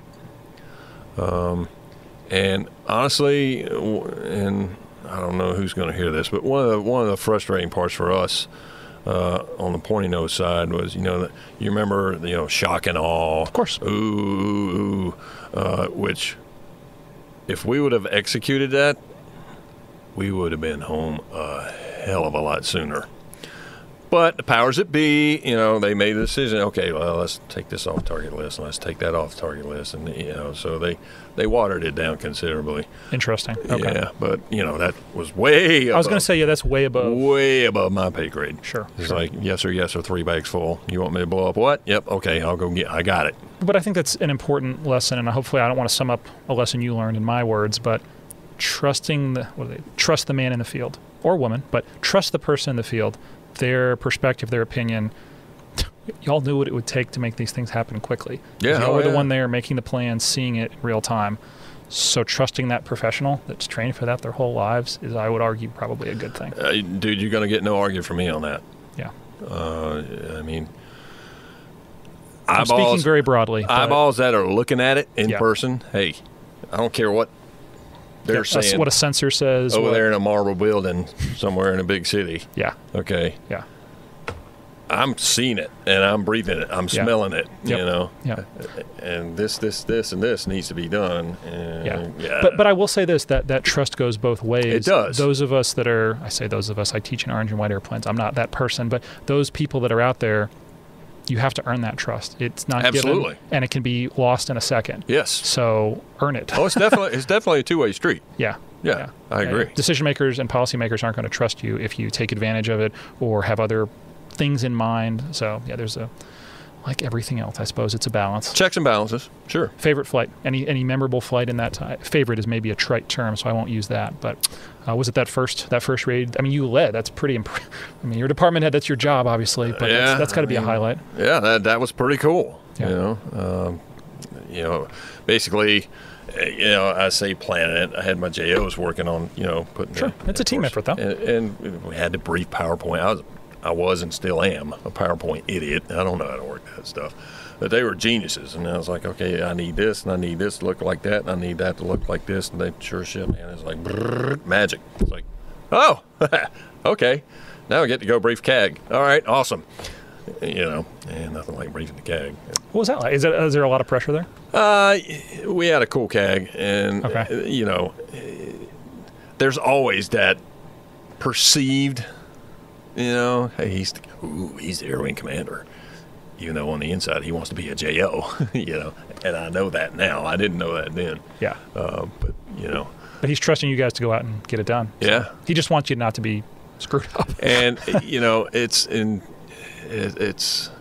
I guess it's a good learning tool. You're briefing a guy who he's done this, and he knows the answers to the questions that he's asking you, to see if you give him the right answer. It's like you're being tested. Don't ask a question you don't already know the answer to. Exactly correct. Yeah. That's very true. Yeah. So, but no, that was a great learning experience. By the time we came home, and I went through the whole ranks of department headdom, if you will. Started with safety, and then went safety to let's see what I do next. Safety. I went safety to ops. Okay. And then ops to maintenance. It's the big job, yeah. So by the time we got home, I was the MO. And honestly, ops during the war cruise was, I'll be honest with you, it's a pain in the ass. Probably the time the game started, the most sleep I ever got at one time was probably 3 hours. Good Lord. Yeah, and be up. And this is for how long? How long of a period of time? Weeks? The heaviest part of it lasted probably about 6 weeks, maybe. That's a long time. That's a very long time. A month to 6 weeks, something like that. Sure.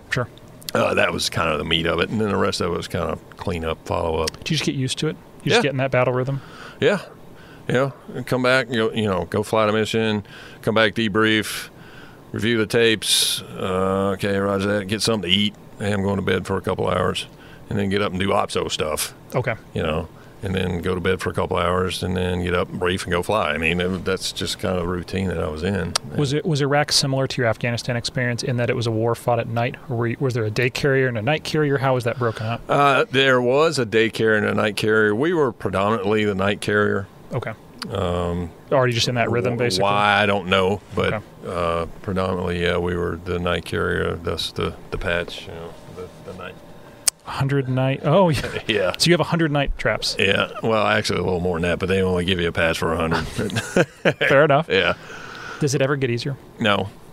It's always the same? Nights. Daytime, yeah. I mean, daytime traps were almost, I would say, enjoyable. I mean, you come racing in for the break, and, you know, there's the boat. Yeah, all right, cool. Where's my interval? All right, got him. Yeah. Not going to cut him out and piss him off. All right, roger that. Okay, got it. And then, you know, but night times, yeah, not so much. And was the weather ever a player in that? Let's say that 6 weeks where things were really hot and heavy. We had a couple 3 days with dust storms. They actually made it a haboob. Yeah, all the way Yes. out to the Gulf, and that was bizarre because it was this. Well, I mean, this fine powdery. It's weird. It's bizarre. And it gets into everything. I've never seen anything like it in my life. It's almost like talcum powder is the way it's been It's described. even finer than that. Yeah. And it covered the flight. It looked, the flight deck looked like it was covered in snow. Huh. And in the daytime, the visibility was so bad. And of course, you know, hey, these things got to be on target. Launch them. It's like, okay, roger that. And then we come back, and the LSOs would have us put our taxi lights on so they could see us. My gosh. So they'll call you before you see the ship. Uh-huh. And of course, we're using the needles. Okay. You know, even in the daytime. Was it ACLS? That's the back new in term. the day. Okay. It's like an ILS to the boat, is. basically. Yeah. Okay. Yeah. And so we're flying the needles until Paddles gets a hold of us using the taxi light. And it's like, okay, you're a little high, you're a little left, you're a little right. And there were a couple that got pretty sporty. There were a couple guys that had to go wave off to the right side of the island, you know, take it up. Oh, my. That's the side you don't want to wave off on. No. You don't want to do that. Woof. But that same at nighttime, it was hardly noticeable because all the lights on the flight deck in the landing area. Okay. Yeah. It's just bizarre. But in the daytime, you had the glare off the sun, and that white, powdery sand, stuff blowing around. It's like, it's all you can do is see the boat, much less the landing area. It's crazy. And there are some great videos online of basically all you just see is sand, and then you trap. And then, yeah. And that has to be terrifying to do. Uh-huh. Yeah. I think coming out of 200.5 here, I think the lowest I've ever shot in ILS in the T6 is probably a little over minimums. That's way worse. What you're describing is way worse. Oh, dude. I mean, pretty much LSO talk downs. Yeah, keep it coming. You're sounding good. What? Wow. Yeah. But thankfully, that was not a trend. That was hopefully an outlier. It only happened. Yeah, that was an outlier. Okay. That was the worst of it. And then other than that, it was pretty decent weather. I mean, it was that time of year where it's, you know. Yeah. What did you specifically employ? You talked about the different bombs. Any laser guided stuff? I did some laser guided, predominantly JDAMs. Okay. Good weapon. Awesome. Yeah. Whoever the 50-pound head dude that developed that thing, yeah. He needs a big pat on the back. Any other thoughts? I mean, that's obviously a seminal moment in our country's history, I would say. Yeah, and for naval aviation too. Just like anything, you know, at the time you can't see the forest for the trees, but then once you get out of the forest and you look back and go, hey, you know what? It's pretty cool being a part of that. Yes, absolutely. Yeah. Yeah. You know, I made a difference, I think. I think so too. You know. Did you ever work with JTACs while you were flying that tour? Yes. As folks were making that push north? Yes. Was that, I'm guessing, was that probably pretty rewarding?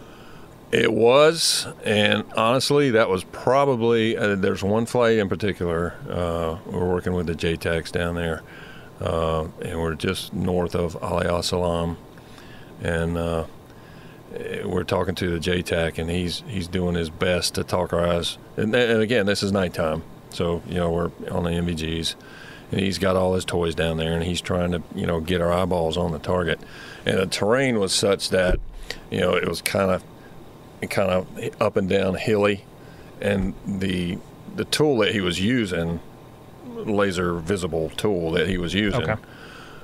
Is it an ISLID? Something like that. Okay. Sort, yeah. Right on. Okay. And so the beam, which we could see on the goggles, you could obviously off the goggles you couldn't see it at all. Yeah. So we're looking at it, and the beam, instead of a solid beam across the ground, but each hill, it would hit the hill and stop for a while, and then it would hit the next hill. It's kind of hard to describe. Sure. Okay. Yeah, but that's what you saw. Yeah. And we tried, and I can't tell you how many low passes we did over that place. And, of course, we made a ton of noise. They probably knew you were there. So I'm sure the guys were like, ah, la, la, la, la, you know, run away. Yeah. But it finally got to the point, and we stayed longer than we should have. Let's put it that way. Sure. And we finally told Jay, it's like, hey, dude, I am sorry. We got to go. We got to leave. Yeah. I mean, we're on fumes. Oh, yeah. And we have got to go now.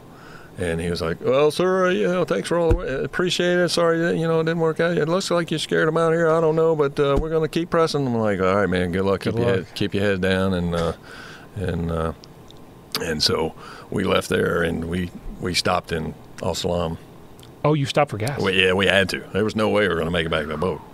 Yeah. There was no way we were going to make it back to the coast, much less back to the boat. Oh, wow. So you really were hanging it out there. Yeah, we kind of hung it out there. And what's low gas in a Hornet? I mean, that's a dumb question, but for a mission set like that, do you keep a pretty good couple 100,000? I don't even know how many pounds. Do you leave a good cushion, or do you start to cut through that when it's real? We tried to, and with all that stuff hanging on the airplane, our fuel ladder was, if we were a slick airplane with nothing but pylons, a slick airplane, shoot, I mean, the fuel ladder would be like 1,200 pounds an hour or something like that. Wow. Okay. But with all that stuff hanging on there, we planned on at least 1,500 to 1,800 pounds per hour max E, and we were a little below that. And so okay. We were talking to the AWACS guys. It's like, we need immediate vectors to Al Salam. Yeah. Now. Yeah. And Al Salam was still in Kuwait, obviously, so still good guy country. Yeah. You're close to the border, but not that close. And it was manned by Marines. And they were awesome. You'll be good. Yeah. We landed, they pull us into a ramp area, and of course they safe up all the weapons, do all the stuff, and we get out. Sir, what's it like up there, sir? And then, it was sir this and sir that, and then those guys are locked on, man. And they got us filled up, and that's cool. Yeah, we got out of there. It was a pretty quick turn. I mean, they got us out of there pretty quick, and we caught the next recovery. Back into the carrier? Yeah. Was that a hard thing to do when I assume you probably didn't land off the boat often unplanned like that.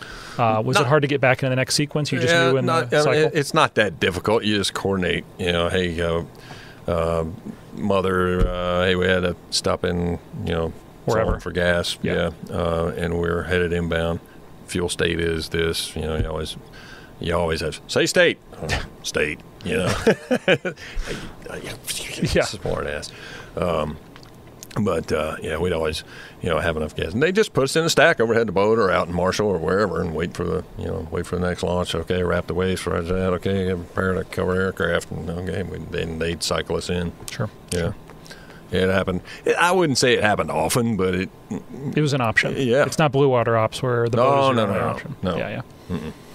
Very cool. And honestly, they wanted you back on board the ship for a number of reasons. Yeah. They could have turned that jet and sent it back. I mean, we could have easily stayed the night at Salam, but no, you get your ass home. Bring the airplane back. Yeah. Now. If not sooner. Yeah. What was it like coming home from that cruise? Overall, it was awesome. And I will tell you, from a leadership standpoint, one of the most frustrating things that we had to deal with was the uncertainty, because we didn't know how long we were going to be there. And the admiral, he tells us, like, hey, I've asked chain command, this, that, and the other, and they don't know. So nobody knew. It's like, and, finally in April, we got the word, hey, you guys are cleared off. Boy, the captain of the ship, he put that thing in the wind. It's like, yeah, baby, Going home. you go. Yeah. And which was awesome. Yeah. You know, hey, we're going home. And then we got the word, and understandably so. You know, they had to take advantage of the PR opportunities and all that stuff. So instead of going VFR direct to San Diego or wherever it is we were going to, you know, park the boat. Okay, we got to stop into Pearl, and we got to pick up a bunch of media people and a bunch of these people, and it's like, and we were like, what? Let's get home. I want to go home. Yeah. You know, and that part of it was a little frustrating. So we went to Pearl. Everybody, we unloaded tons of people, reporters, the dudes from Harris Ranch there in Lemoore. Okay. Famous beef people. Really? Yeah, they wanted to fix us a steak dinner. Yeah. And people were awesome. They were bending over backwards, you know, trying to do for us. And you know that part of it. It's probably a nice feeling. It was. It was cool, but it was kind of a double-edged sword. It's like, hey, this is great. This is nice, awesome. Let's go home. Let's pull chocks and go home. Yeah. So then on the way home, and this is another double-edged sword. My skipper was the senior CO in the air wing. Okay. Which means he got to lead the flyover. And somebody had a good idea. It's like, hey, you know what? This is a monumental cruise. First time in 10 months, blah, blah, blah, this, that, and the other. Hey, we need to make this a memorable fly-in. Let's do all squadrons, all 32 airplanes at the same time. Okay. Sounded like a good idea to me. I had done 12 plane flyovers, coming home in the Tom. Yep. Which, I mean, that's a flying cloud of steel right there. And now we're talking 32 airplanes going, okay. And with my skipper being the senior skipper in the air wing, and I was the OPSO at the time, guess who got to plan it? Yeah. Oh, my. And so I spent, I can't tell you how many hours on that. But anyway, this is the formation. These are the fallout plans, all that stuff. And then skipper briefed it to the air wing, and we had, launch plan, rendezvous plan. And then, okay, we're all going to rendezvous, and then we'll, all join the master rendezvous, if you will. And it looked pretty cool, if I don't say so myself. And so we're doing this 32-plane flyover over basically Southern California, because we couldn't do any much more angle of bank than that. Yeah, no, not at all. And so we line up and do the flyover, overhead the airfield. Well, we also had to have a taxi plan and a parking plan because you got 32 airplanes all coming home at once. It's like, okay, how are we going to get them off the runway? How are we going to get them off the taxiway? Where are we going to park them? All that stuff. It's a big deal. All you. Yeah. But it worked out great. It was awesome. And all the wives were happy, and all the TV cameras were happy, and, all that stuff. And we were elated. It's like, I just want to go home and go to bed, But worked hard to be there. Yeah. And it was worth it, Looking back at that deployment, anything you would have done differently? Honestly, I don't think so. I mean, again, we knew what was coming, and and of course, any plan, how that goes. A plan is simply a point from which to deviate, and we handled all that stuff very well, and we broke in the new airplane. That was the first combat deployment of the Rhino. Yeah, and we didn't have all the toys that the Rhinos have now. We were flying LRIP model airframes, low rate initial production. Really? Yeah. Okay, I did not know that. Yeah. The very beginning. Yeah, that's true. And we were very fortunate in the fact that our skipper worked on the R&D part of it with Boeing. So good connections to the factory. Good connection. Oh, dude, if we needed anything. And that's the way it should be. We need it. Next COD, we had, boxes full of parts. That's fantastic. So those random parts always seem to come out when they're needed. Yeah, imagine that. The powers that be made it happen. Yeah, and then the squadrons that followed us, the air wings, their Hornets, their Supers were, they had received all the stuff that we were supposed to have gotten. Yep. But how LRIP, low rate initial production. Hey, here's the airframe. It's got engines in it and an injection seat, and here's some stuff to go along with it. But good luck. Yeah, we're going to reserve the fancy stuff for the follow-on model. Yeah. But that's how that game works. Where'd you go next? Let's see. After that, we went to D.C. for 2 years. Oh my! Any broad thoughts about the District of Columbia? It's a great place to visit. Right on. Lovely place to visit. Pain in the ass to live there. That's what I'm told. Yes. Oh. Were you at the Pentagon? Crystal City was just across the river. Just across the river. Yep. Yeah. Just broadly speaking, real quick, what was the job? I worked with the 2005 Navy BRAC. Oh boy, man, you were delivering good news. Yes, everybody loved me. All across the country. Gosh. And was it specifically the fighter side of it, or just? It was training and education. So I did lots of work with the training bases, and trying to save money here and there so things wouldn't go away entirely. Yep. Okay. Yep. So did that for 2 years. What about after that? After that, kind of made a drug deal to get back down here. So I decided, okay. They told me, okay, you do 2 years in Japan, and we guarantee you orders back to Wing 6 NAS Pensacola. Nice. Okay, roger that. Take that deal. Sold. Yeah. So what'd you do when you were back here? We got back here in 08. Did 2 years I was Air Ops on Kitty Hawk. And then rode that boat back to San Diego. Yeah, sorry, I jumped. No, that's fine. That's fine. Nothing really of note. Did you get to fly when you were still Air Ops? Okay, so that's a non. Oh, I'm sorry. Yeah, unfortunately. That's what I'm. Unfortunately, that's where I'm headed next. So a non-flying job on unless you can work out a deal with the CAG and the Admiral to stay qualified and okay. Yeah. But that's probably a rare thing. They need your brain power, horsepower devoted toward other things. Yeah, that's fair. But I mean, it's worth asking the question. Yeah, but you got to come off that to here. Yep. And got off the boat in San Diego and put that baby in the rearview mirror and hauled ass over here to Pensacola. Probably a good drive. 2.5 days. Yeah. 2.5 days. Oh, yeah, I was on a mission. I'd like to see your trips report and see the threat and error management. No. I'm kidding. Don't want to see that. No. But you made it here. How long were your orders here for? Ended up being 4 years. I got extended a year. Okay. And what job? CSO.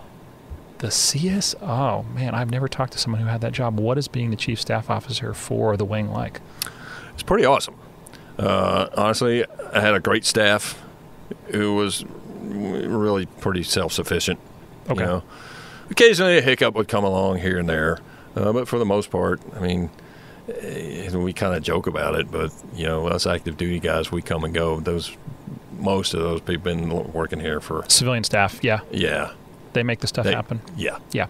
And so for those unfamiliar, NAS Pensacola, obviously, on the aviation side, on the airfield, got the Blue Angels. That's kind of what everyone thinks of at NAS Pensacola.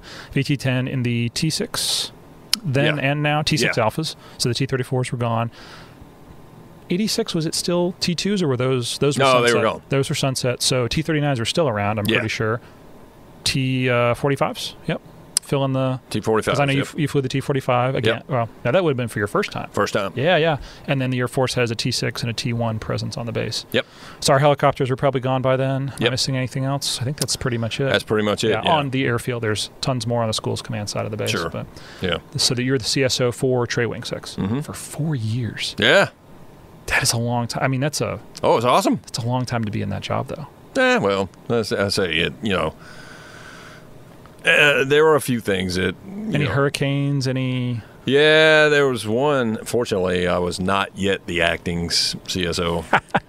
Letter wasn't signed. And Prego was not yet the acting Commodore. Okay. What year was this? That was 08. That was the big one. Yeah. Gosh, I can't remember. Is it Ivan? That was 05. 05. Okay, I'm thinking of Ivan then, so, okay. It's 05 or 04. Can't remember. Anyway, I was still in transition, and Captain Prosperi was still in transition. So we were here for the evac, HERVAC, under previous leadership. Did you fly a bird out?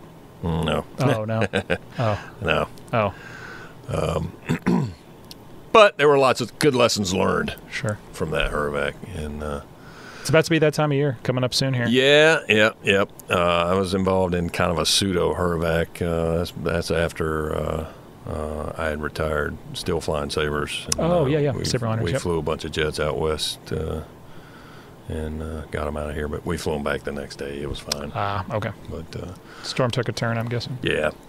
And actually, it was great for me because they called me up in T-45. Yeah. And then they were like, hey, you want to be dual quad T-39? I'm like, what are you kidding?